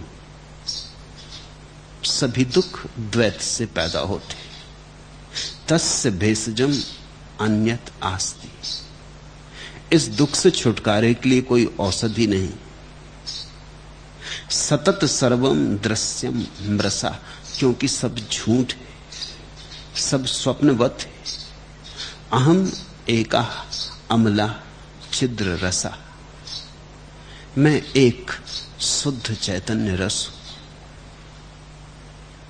ये गर्जना तुम्हारे भीतर उठेगी, इसे तुम पुनरुक्त मत करना, तुम सिर्फ समझना, तुम सिर्फ आंख खोल के देखना, कान खोल के सुनना। अष्टावक्र की गीता में कोई विधि नहीं, यही उसकी महिमा है। उसमें कोई उपाय नहीं बताया है कि कैसे परमात्मा तक पहुंचो। उसमें तो इतना ही कहा है कि तुमने कभी परमात्मा को खोया नहीं, बस जागो, खोलो आंख और पहचानो अपने स्वरूप को। मैं शुद्ध बोध हूं, मुझसे अज्ञान के कारण उपाधि की कल्पना की गई है। इस प्रकार नित्य विचार करते हुए मैं निर्विकल्प में स्थित हूं। जिस क्षण तुम्हें दिखाई पड़ना शुरू हो जाएगा कि स्थिति क्या है, उस क्षण तुम छोड़ोगे नहीं, कुछ त्यागने को ना बचेगा, सारा स्वप्न खो जाएगा, तुम सिर्फ एक अहोभाव से भरे रह जाओ। अगर तुमने सोच विचार करके, तर्क से, चिंतन मनन से अपने को राजी कर लिया कि नहीं ये सब स्वप्न है, तो इससे कुछ हल ना होगा। ये तुम्हारी बौद्धिक धारणा नहीं होनी चाहिए, ये तुम्हारा अस्तित्वगत अनुभव होना चाहिए। मैंने सुना है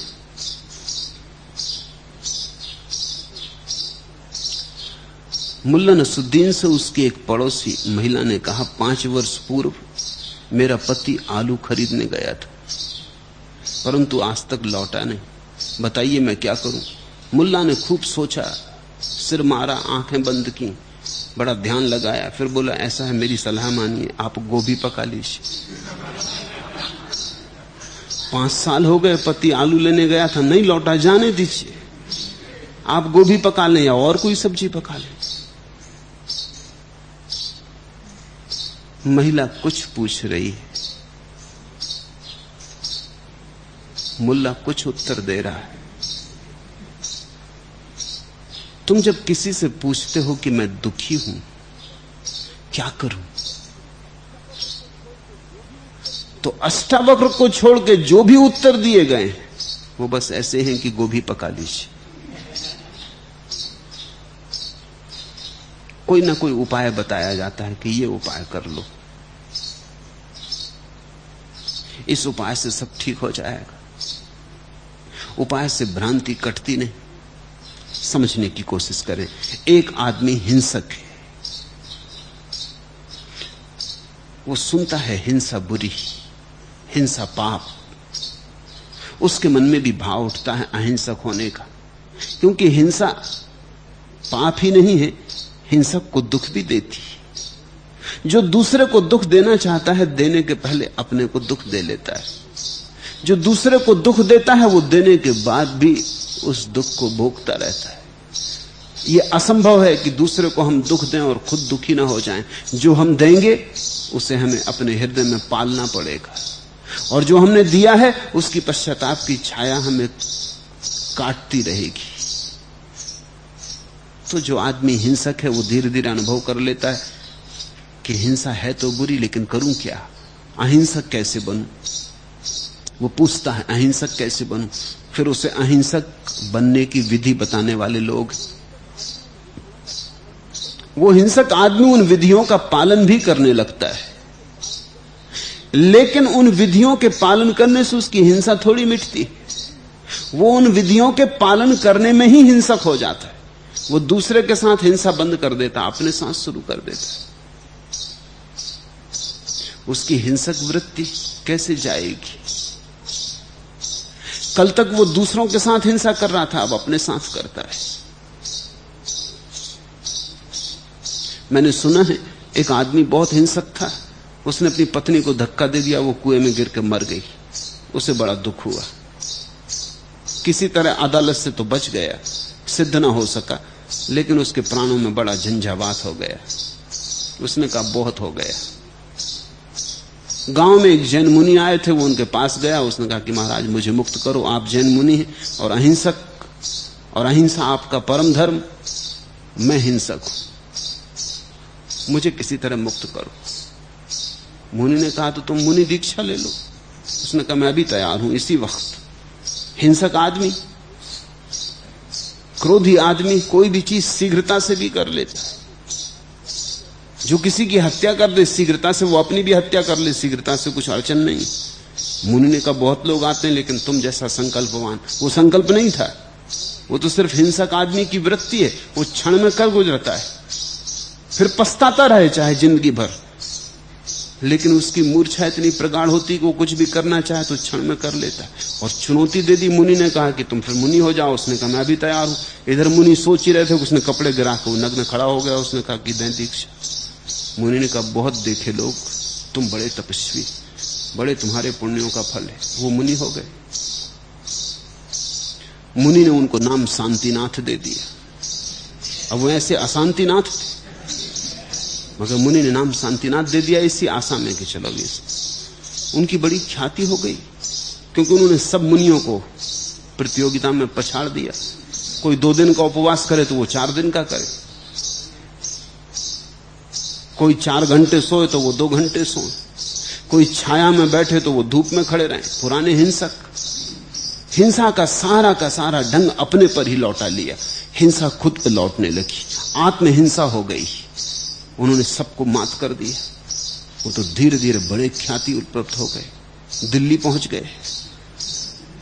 दूर दूर से लोग उनके दर्शन करने को आने लगे। एक पुराने मित्र उनके दर्शन करने को आए। उन्होंने सुना कि वो जो अशांतिनाथ थे शांतिनाथ हो गए, चलो दर्शन कराएं। क्रांति हुई, ऐसा मुश्किल थे वो हो जाए शांति कभी उनके जीवन में। वहां जाके पहुंचे तो वो अकड़े बैठे थे। सब चला गया था, सब छोड़ दिया था, लेकिन अकड़, और सब छोड़ने की अकड़, और आंखों में वही हिंसा थी और वही क्रोध थी और वही आग जल रही थी। शरीर दुर्बल हो गया था,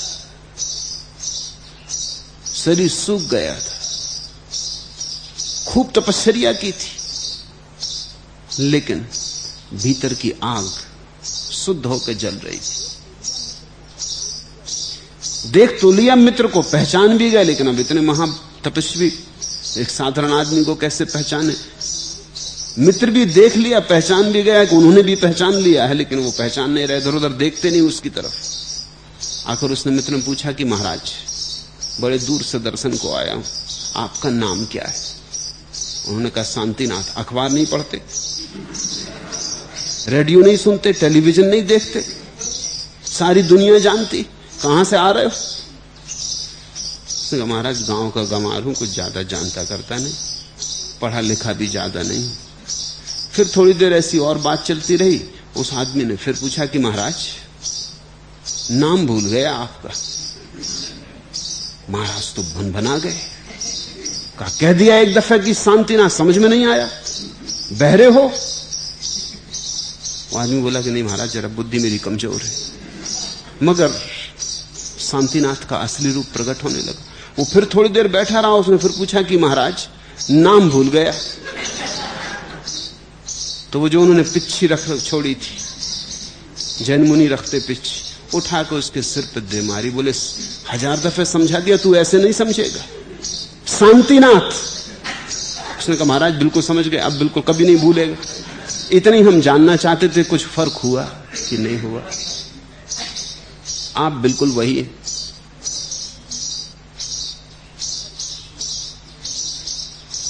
फर्क इतना आसान नहीं।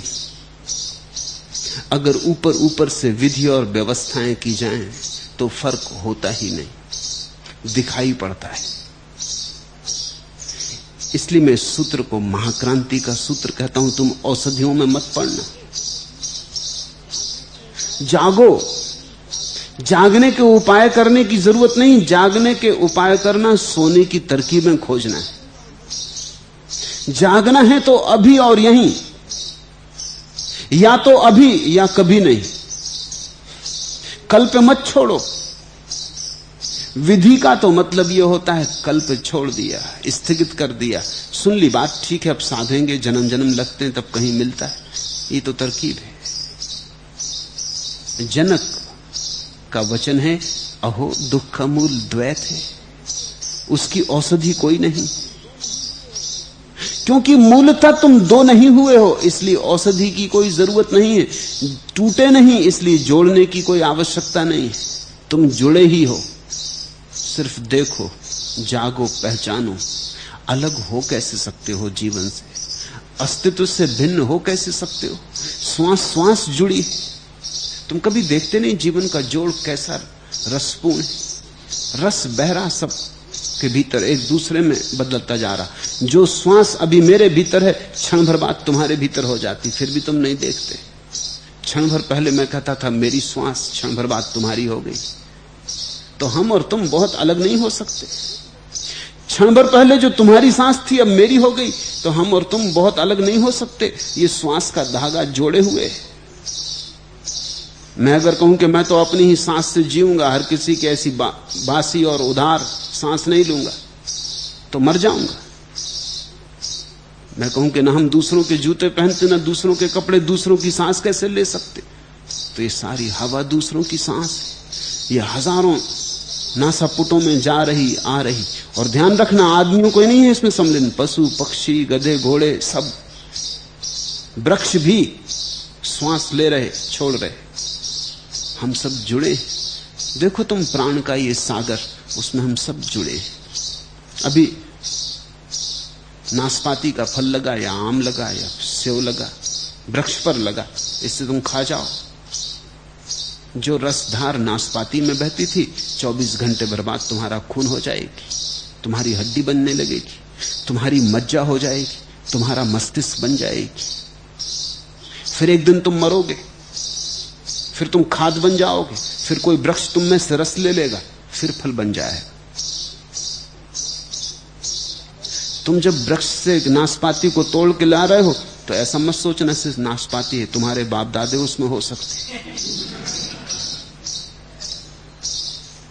क्योंकि सभी जमीन में गिर जाते, फिर जमीन में मिल जाते, सब खाद बन जाते, फिर फल बनते। वृक्ष आदमियों में उतरते रहते, आदमी वृक्षों में उतरते रहते। एक वर्तुल है, एक वर्तुल घूम रहा, जो चांद तारों में है वो तुम्हारे शरीर में आ जाता, जो तुम्हारे शरीर में है वो चांद तारों में चला जाता। हम सब जुड़े हैं, हम पृथक नहीं हैं, हम पृथक हो नहीं सकते, हम सब परस्पर निर्भर हैं। न तो कोई परतंत्र है और न कोई स्वतंत्र है। हमारे जीवन की स्थिति को ठीक नाम अगर देना हो तो वह है परस्पर तंत्रता, इंटरडिपेंडेंस। हम एक दूसरे से जुड़े, जैसे लहरें जुड़ी ऐसे हम जुड़े। इस जोड़ के प्रति जागो। औषधि कोई भी नहीं, और औषधियां बड़े उलझन लाती। काम वासना से थक गए, परेशान हो गए तो ब्रह्मचर्य की औषधि मिल जाती कि चलो ब्रह्मचर्य साथ हो। फिर तुम ब्रह्मचर्य थोपने लगते हो, फिर जबरदस्ती थोपा हुआ ब्रह्मचर्य और नई उलझने लाता है, फिर तुम्हारा चित्त और भी काम विकार से ग्रस्त हो जाता है। जिसे तुमने बाहर से रोक दिया फिर वो भीतर चलने लगता, घाव बन जाता है।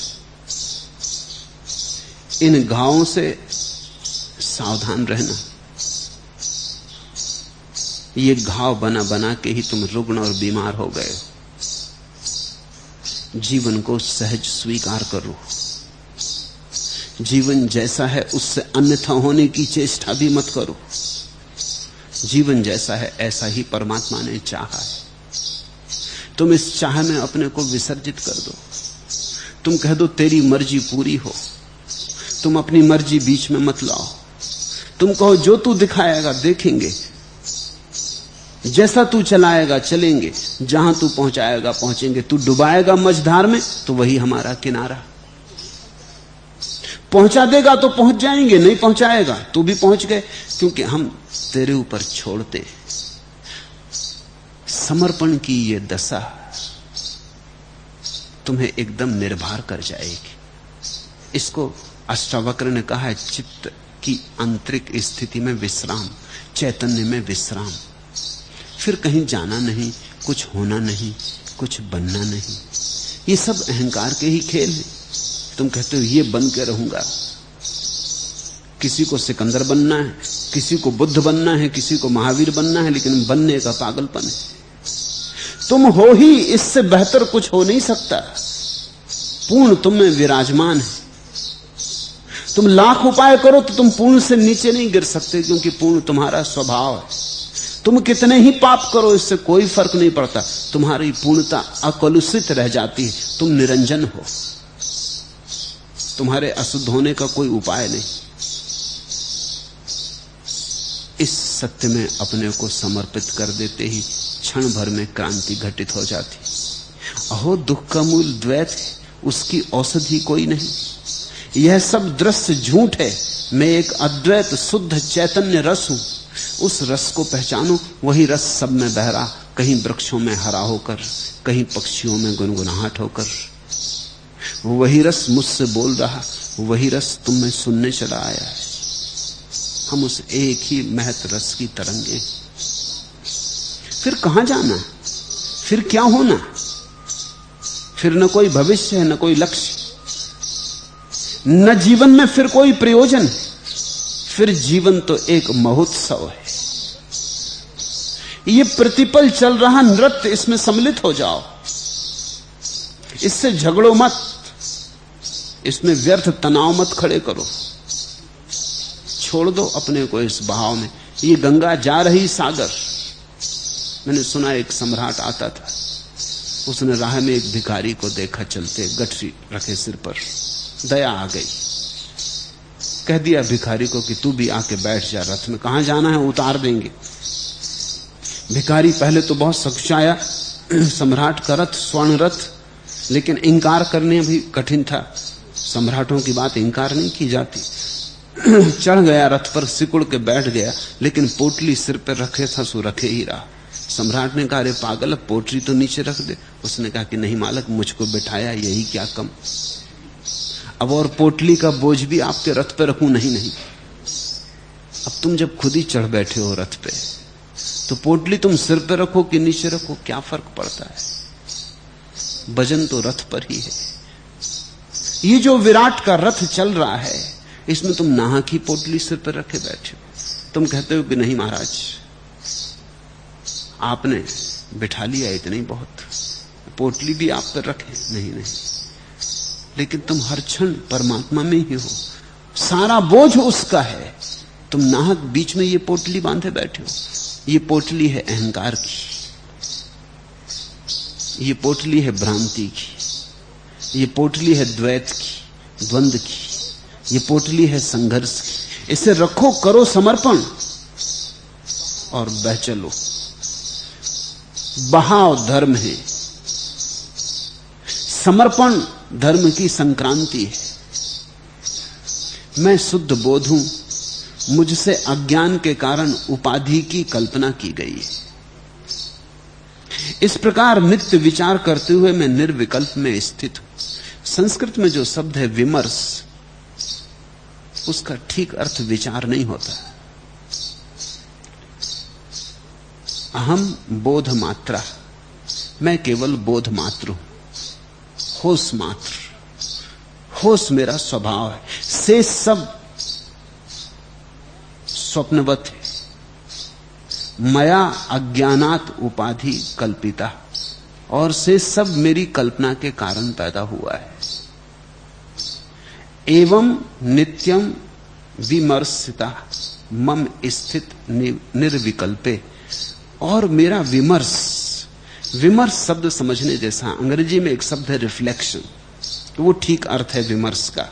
विचार का तो अर्थ होता है तुम्हें पता नहीं और तुम सोचते हो, तुम कहते हो हम विचार करते हैं। विमर्श का अर्थ होता है जैसे दर्पण में प्रतिबिंब बनता है। दर्पण सोचता थोड़ी, तुम सामने आए तो सोचता थोड़ी कि देखें कौन है, आदमी है कि औरत, सुंदर है क्या सुंदर, फिर वैसा ही रूप बता दे ना। दर्शन दर्पण में सिर्फ प्रकट होता, तुम्हारी छवि बन जाती। रिफ्लेक्शन, विमर्श। जनक कहते हैं इस प्रकार नित्य विमर्श करते हुए, इस प्रकार नित्य क्षण क्षण इस शाश्वत एकता को देखते हुए, ये हृदय के प्रतिबिंब में, हृदय के दर्पण में बनते प्रतिबिंब को निहारते हुए मैं निर्विकल्प चित्त दशा में स्थित हूं, शुद्ध बोध हूं। जो हुआ सब मेरी कल्पना से हुआ, जो हुआ सब मेरी कल्पना का खेल है।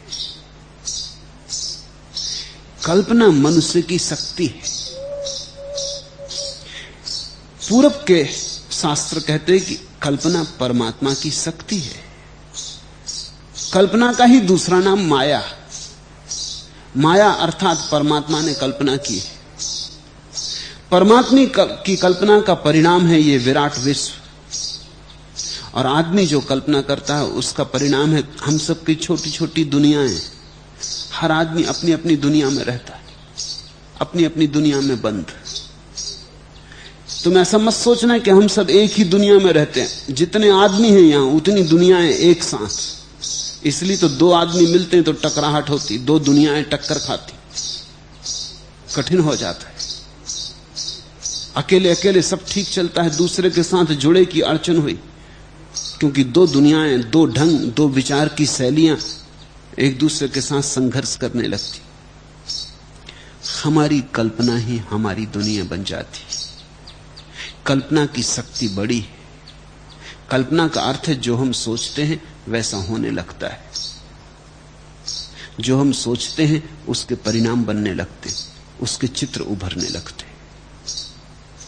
ठीक कल्पना वैसी है जैसे स्वप्न की शक्ति है। रात कुछ भी तो नहीं होता, पर्दा भी नहीं होता। रात सपने में तुम ही अभिनेता होते हो, तुम ही दिग्दर्शक होते हो, तुम ही कथाकार, तुम ही मंच, तुम ही दर्शक, सभी कुछ तुम ही होते हो। फिर भी एक पूरा खेल बन जाता। थोड़ा सोचो, मैं एक महिला को देखने गया था, वो 9 महीने से बेहोश है, कोमा में, और डॉक्टर कहते हैं वो कोई 3-4 साल भी रह सकती इस अवस्था में। उसका बेटा भी वहां मौजूद था। वो मुझसे पूछने लगा कि एक बात मुझे आपसे पूछनी, मैं सबसे पूछता हूं, कोई उत्तर नहीं देता। अगर मेरी मां सपना देख रही हो तो 9 महीने तक उसको पता ही नहीं चला होगा कि सपना है। बात तो उसने बड़ी गहरी पूछी। ये महिला 9 महीने से बेहोश है। वो बेटा पूछता है कि अगर ये सपना देख रही होगी तो हम तो रोज सुबह उठाते हैं तो पता चल जाता है कि अरे सपना था। ये तो उठती नहीं। ये 9 महीने से सपना चल रहा होगा तो देख ही रही होगी सपना, और मान रही होगी कि सच है। 9 महीने में इसको एक क्षण भी ख्याल नहीं आया होगा कि ये सपना है। बात तो ठीक है। सच तो यह है कि जब हम आंख खोल लेते हैं तब भी सपना बंद नहीं होता, सपना तो भीतर चलता ही जाता है। इसलिए कभी भी तुम आंख बंद करो, भीतर थोड़ा खोजो, तुम पाओगे सपना चल रहा है। दिवा स्वप्न शुरू हो जाता है। जैसे दिन को सूरज निकलता है, आकाश के तारे खो जाते हैं। क्या तुम सोचते हो कहीं चले जाते हैं? जाएंगे कहां? जहां हैं वहीं, सिर्फ दिन की रोशनी में ढक जाते हैं। रात सूरज विदा हो जाता है, फिर तारे प्रकट होने लगते हैं। तारे तो वहीं के वहीं हैं, सिर्फ सूरज की रोशनी में ढक जाते हैं। रोशनी खो जाती है, फिर प्रकट हो जाते हैं। ऐसा ही तुम्हारे सपने की धारा तो चल ही रही है। जब तुम आंख खोलते हो तो दुनिया के कामधाम में भूल जाते हो, भीतर धारा चलती रहती है। फिर आंख बंद की, कभी करके देख लो, आराम कुर्सी पे बैठ जाओ, आंख बंद कर लो, थोड़ी देर में तुम पाओगे सपना चल रहा है। इलेक्शन लड़ रहे, जीत भी गए, प्रधानमंत्री हो गए।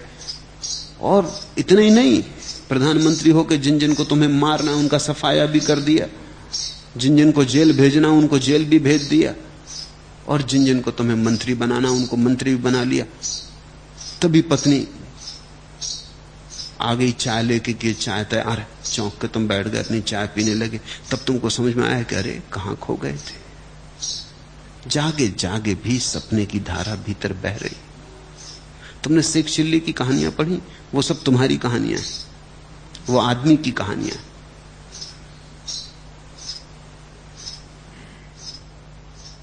हम सब शेख चिल्ली हैं जब हम कल्पना में पड़े होते।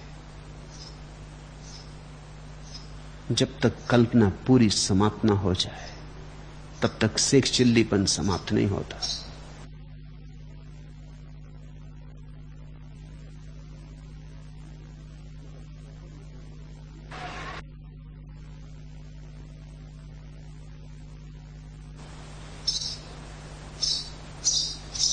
ऐसा हुआ कि पंडित जवाहरलाल नेहरू एक पागलखाने गए देखने। उस गांव में गए थे तो पागलखाने देखने गए। अब ऐसा अक्सर होता है, जब चर्चिल ताकत में था तो इंग्लैंड के पागलखानों में कम से कम 4-5 आदमी बंद थे जो अपने को चर्चिल मानते थे। ऐसा नेहरू के साथ भी था। जब नेहरू यहां जिंदा थे तो हिंदुस्तान के पागलखानों में कोई 10-12 आदमी थे जो अपने को पंडित नेहरू मानते थे। उस पागलखाने में भी एक आदमी था जो बिल्कुल ठीक हो गया था, उसी दिन विदा हो रहा था। तो पागलखाने के अधिकारियों ने कहा कि पंडित नेहरू आते, उन्हीं के हाथ से इसको छुटकारा दिला देंगे। वो आदमी लाया गया। पंडित नेहरू ने पूछा कि कभी कोई ठीक भी होते? उन्होंने कहा आज ही एक आदमी आपके हाथ से विदा करने के लिए रोक रखा है। वो आदमी आया, पंडित नेहरू ने उसे फूल भेंट किए और कहा कि स्वागत कि तुम ठीक हो गए। उस आदमी ने देखा पंडित नेहरू की तरफ, पूछा आपका नाम? तो मेरा नाम पंडित जवाहरलाल नेहरू। उनका घबराओ मत, अगर 3 साल रह गए यहां तुम भी ठीक हो जाओगे। ये बीमारी मुझे भी थी। मगर इन डॉक्टरों की कृपा ठीक कर दिए। वो आदमी पंडित जवाहरलाल नेहरू अपने को समझता था। तुम हंसते हो, लेकिन तुमने जो अपने को समझा है वो इससे बहुत भिन्न नहीं। वो जरा हिम्मतवर रहा होगा तो उसने अपने को पंडित जवाहरलाल नेहरू समझ लिया। तुम उतने हिम्मतवर नहीं हो, या किसी से कहते नहीं, मन में तो समझते ही हो। मगर हर आदमी कुछ अपने को समझ रहा है, कल्पना को पोषित कर रहा है। ये कल्पना का जाल गिर जाए तो धर्म का आविर्भाव होता है। मेरा बंध या मोक्ष नहीं, आश्रय रहित होकर भ्रांति शांत हो गई है। आश्चर्य है कि उस मुझ में स्थित हुआ जगत वास्तव में मुझ में स्थित नहीं। न में बंधो अस्ति मोक्षो व भ्रांति शांता निराश्रया, अहो मयि स्थितम विश्वम वस्तुतो न मयि स्थितम। मैं बंधा व मोक्षा न अस्ति, मेरा बंध या मोक्ष नहीं है। सुनो कैसी अद्भुत बात जनक कह रहे। न मेरा बंधन है न मेरा मोक्ष है। तुमने ये तो सुना कि बंधन है संसार, छोड़ो बंधन, बंधन से मोक्ष की खोज करो। लेकिन सुनी तुमने जनक क्या कह रहे? वो कह रहे न मेरा बंधन है न मोक्ष। ऐसी चित्त दशा का नाम ही मोक्ष है जहां तुम्हें पता चलता है न बंधन न मोक्ष। बंधन भी कल्पित थे तो मोक्ष भी कल्पित है।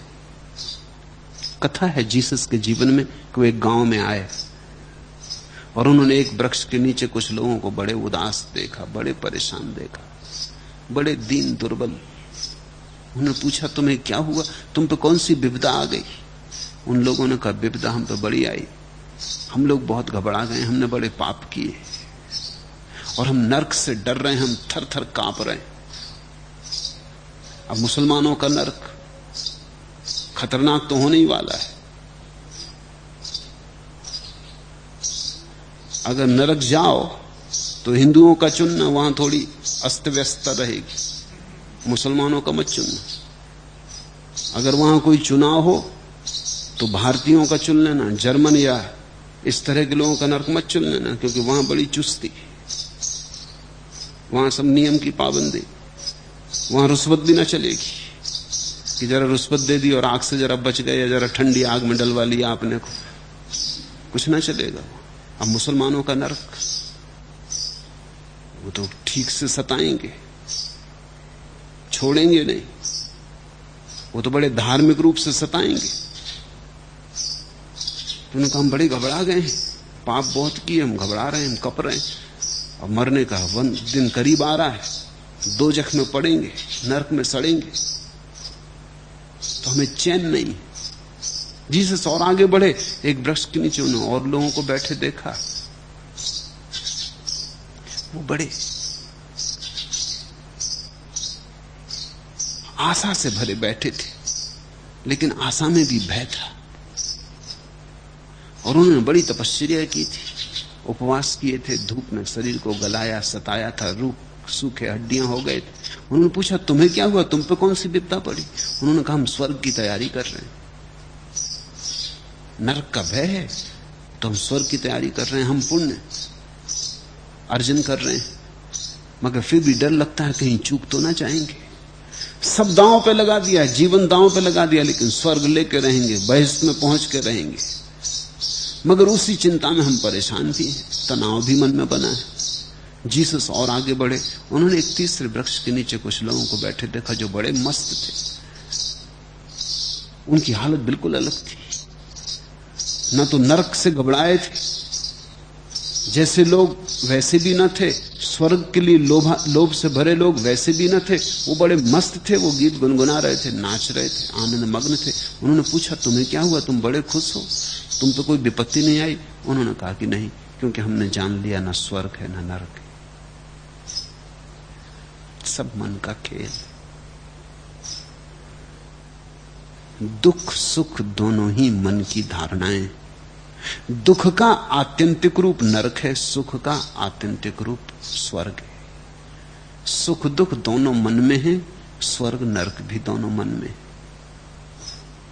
ऐसा जो जान लेता कि सभी द्वंद मन में है, वही मुक्त है।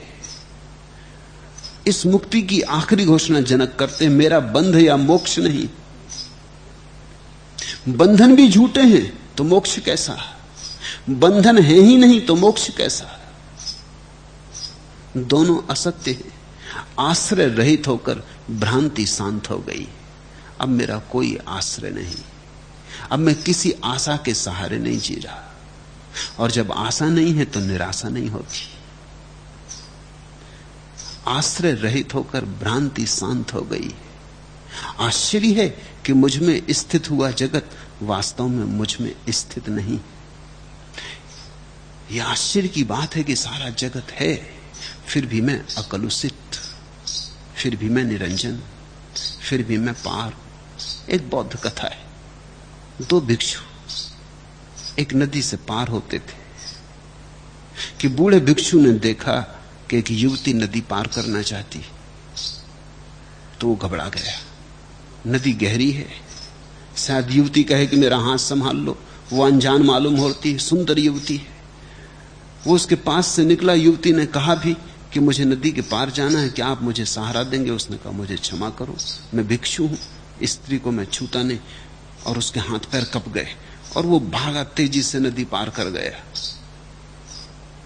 बूढ़ा आदमी, बहुत दिन का दबाया हुआ काम भीतर फुफकार मारने लगा। ये ख्याल ही कि स्त्री का हाथ पकड़ ले सपनों को जन्म देने लगा। वो तो नदी पार कर गया घबराहट में। सोचा भगवान को धन्यवाद दिया कि चलो बचे, एक झंझट आती थी, एक गड्ढे में गिरने से बचे। तब पीछे लौट कर देखा तो बड़ा हैरान हो गया। हैरान भी हुआ, थोड़ा ईर्ष्या से भी भरा, थोड़ी जलन भी पैदा हुई। वो जो युवा सन्यासी पीछे आ रहा था, वो लड़की को कंधे पे बिठा के नदी पार करवा रहा। कंधे पे बिठा के, हाथ पकड़ना भी एक बात थी, स्पर्श भी वर्जित है। और मैं तो बूढ़ा हूं और ये जवान है, और ये अभी नया नया दीक्षित हुआ है, और ये क्या पाप हो रहा है। फिर 2 मील तक दोनों चलते रहे। आश्रम पहुंचने के पहले तक बूढ़ा फिर बोला नहीं, बहुत नाराज था, आग बबूला था। नाराजगी में ईर्ष्या भी थी, नाराजगी में रस भी था, क्रोध भी था, अपने को ऊंचा और धार्मिक मानने की अस्मिता भी थी, और इसको निकृष्ट और अधार्मिक मानने का भाव भी था। सभी कुछ मिश्रित था। सीढ़ियां जब वे चढ़ने लगे आश्रम की, तब बूढ़े से नाराज गया। उसने कहा कि सुनो, मुझे गुरु से जाके कहना ही पड़ेगा, क्योंकि ये तो नियम का उल्लंघन हुआ है। और तुम युवा हो और तुमने स्त्री को कंधे पे बिठाया, स्त्री सुंदर भी थी। उस युवा ने कहा, आप भी आश्चर्य की बात कर रहे हैं, मैं तो उस स्त्री को नदी के किनारे उतार भी आया, क्या आप उसे अब भी अपने कंधे पे लिए हुए? अब भी आप भूले नहीं? 2 मील पीछे की बात आप अभी खींचे लिए जा रहे हैं। ध्यान रखना, ये संसार है तुम्हारे पास, तुम में स्थित, तुम इसमें स्थित, मगर ऐसा भी जीने का ढंग है कि न तुम संसार को छुओ न संसार तुम्हें छू पाए। तुम ऐसे गुजर जाओ अस्पर्शित, कुंवारे के कुंवारे। ये कालख तुम्हें लगे ना, ऐसे गुजरने का ढंग है। उस ढंग का नाम ही साक्षी। शरीर सहित यह जगत कुछ नहीं है, अर्थात न सत है और न असत है, और आत्मा शुद्ध चैतन्य मात्र है। ऐसा निश्चय जानकर अब किस पर कल्पना को खड़ा करें? अब कहां अपनी कल्पना को रोपें? सब आश्रय गिर गए। न सुख की कोई कामना है, न दुख की कोई भय है, न कुछ होना है न कुछ बचना है, न कहीं जाना है न कुछ बनना है। सब आश्रय गिर गए। अब कल्पना को कहां खड़ा करें? कुछ लोग धन पर कल्पना को खड़ा किए, वो उनका आश्रय। वो हमेशा धन ही गिनते रहते, वो नींद में भी रुपए गिनते रहते। रुपए की खनकार ही एकमात्र संगीत है जिसे वो संगीत मानते। कुछ लोग हैं पद के दीवाने, वो बस उनकी कुर्सी ऊपर उठती जाए, इसकी ही फिक्र में लगे। बड़ी से बड़ी कुर्सी पे बैठ जाएं, चाहे फांसी क्यों न लगे, बड़ी कुर्सी पे कोई हर्जा नहीं, मगर कुर्सी बड़ी होनी चाहिए। वो उनका आश्रय। फिर कुछ लोग हैं जो स्वर्ग की कामना कर रहे हैं कि स्वर्ग में बैठेंगे, यहां क्या रखा है, यहां की कुर्सियां आज मिलती कल छिन जाती, यहां में क्या सार है, बैठेंगे स्वर्ग पर, वहां कल्प वृक्ष के नीचे बैठ के भोगेंगे दिल खोल के, फिर समय का कोई बंधन नहीं, सीमा नहीं। मगर ये सब आश्रय हैं मन के ही। ऐसा निश्चय जानकर अब किस पर कल्पना को खड़ा करें। यह शरीर स्वर्ग नरक बंध मोक्ष और भय भी कल्पना मात्र है। मुझे उनसे क्या करना है, मैं तो शुद्ध चैतन्य हूं। खूब जागरण की घटना घटी जनक को। अष्टावक्र की मौजूदगी में विमर्श पैदा हुआ। अष्टावक्र के दर्पण में जनक ने अपना चेहरा देखा, उसे आत्मस्मृति आई। अनूठी घटना घटी। बड़ी मुश्किल से ऐसा होता है कि ऐसा गुरु और ऐसा शिष्य मिल जाए। शिष्य तो बहुत, गुरु बहुत, लेकिन ऐसा कभी कभी घटता है जबकि अष्टावक्र जैसा गुरु और जनक जैसा शिष्य मिल जाए।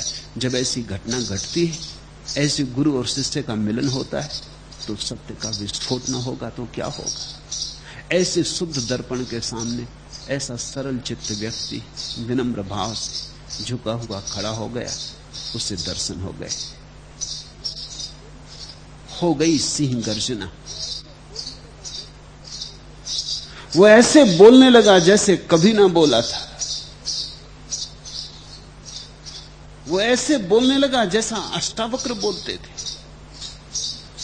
जैसे खुद तो खो गया और अष्टावक्र का ही गीत उसकी बांसुरी पे बजने लगा, जैसे अष्टावक्र ही उससे बोलने लगे। शिष्य अगर मिटने को राजी हो तो गुरु उसके हृदय के गहरे कोने से बोलने लगता है। शिष्य अगर झुकने को राजी हो तो गुरु बाहर नहीं रह जाता, गुरु तुम्हारे अंतरतम में प्रतिष्ठित हो जाता। ऐसा ही हुआ। ऐसी ही महत्वपूर्ण घटना घटी। विमर्श करो उस पर, ध्यान करो उस पर। ऐसी घटना तुम्हें भी घट सकती है, कोई कारण नहीं, कुछ कमी नहीं है, सिर्फ तुम्हारी कल्पना के जाल और तुम्हारी विधियां और तुम्हारी औषधियों का अंबार तुम्हें स्वस्थ नहीं होने दे रहा है। तुम स्वस्थ हो, ऐसा विमर्श करो। तुम परमात्मा हो, ऐसा विमर्श करो।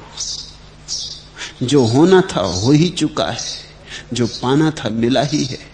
तुम अपने घर में बैठे हो, सिर्फ कल्पना के माध्यम से तुम दूर निकल गए हो। एक क्षण मात्र में, क्षण के भी अंश मात्र में वापसी हो सकती है।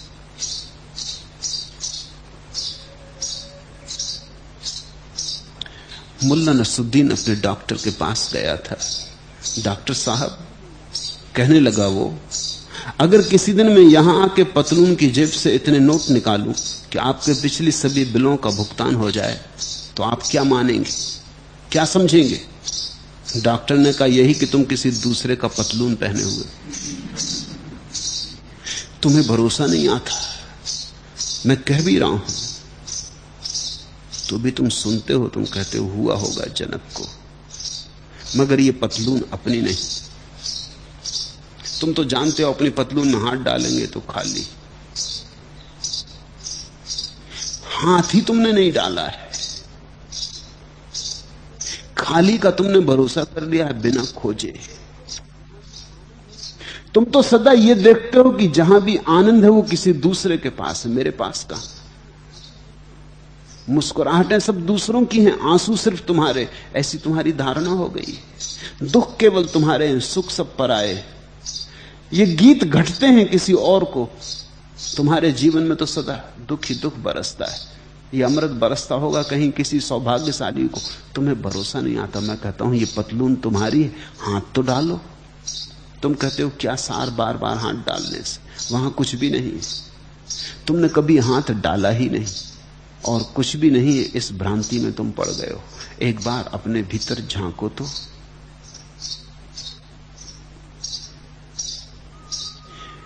मुल्ला नसरुद्दीन के घर एक आदमी आया हुआ था। वो पूछने लगा नसरुद्दीन से, यदि कोई बाहरी व्यक्ति आकर ऐसा जम जाए कि जाने का नाम न ले तो आप क्या उपाय करते? बहुत देर से जमे हुए इस आदमी ने मुल्ला नसरुद्दीन से ऐसा पूछा।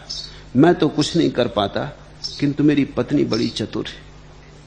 ऐसे मौकों पर वह आकर किसी न किसी बहाने मुझे अंदर बुला लेती। मुल्ला ने जवाब दिया। वह आदमी दूसरा सवाल पूछने जा ही रहा था कि पर्दा उठा और एक महिला अंदर आई और बोली, आप भी गजब करते, शर्मा जी के घर 6 बजे चलना है और आप बैठ के गप्पे लगा रहे हैं।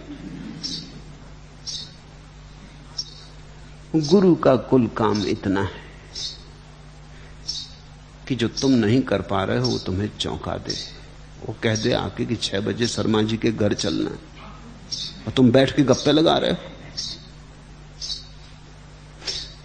गुरु तुम्हें कहीं ले जाता नहीं, सिर्फ जगाता है, सिर्फ याद दिलाता है कि छोड़ो ये गप्पे, समय और मत गमाओ, ऐसे भी बहुत गमा चुके हो। अष्टावक्र की मौजूदगी में याद आ गई जनक को कि हो गई गप्पे सब व्यर्थ। ये सब गप्पे हैं कि कोई सम्राट की कोई भिखारी, ये सब गप्पे हैं कि कोई धनिक की कोई अमीर, ये सब गप्पे हैं कि कोई सफल की कोई असफल। ये सब गप्पे हैं, ये सब कल्पनाएं। हम एक दूसरे को सहारा दिए और इन कल्पनाओं में हम जीते चले जाते। ये हमारे रचे हुए नाटक है, ये हमारे खेल है। अगर किसी को सफल होना है तो किसी को असफल होना पड़ेगा, इसलिए खेल में तो दोनों की जरूरत पड़ती। अगर सभी सफल होना चाहें तो खेल बंद हो जाता है, सभी असफल हो जाएं तो खेल बंद हो जाता है। तो हमने एक खेल रच लिया, उसमें कोई असफल होता है, कोई सफल होता है, कोई बुद्धिमान कोई बुद्धू। हमने एक खेल रच लिया है, एक कल्पना का जाल है, हमने एक बस्ती बसा ली। इतना ही तुमसे कहना चाहता हूं। खूब समय हो गया, उठो। दर्पण तुम्हारे सामने है, थोड़े अपने चेहरे को देखो। तुम्हें पकड़ के नदी के किनारे ले आया हूं, जरा झांको। और सिंह गर्जना किसी भी क्षण हो सकती। हरि ओम।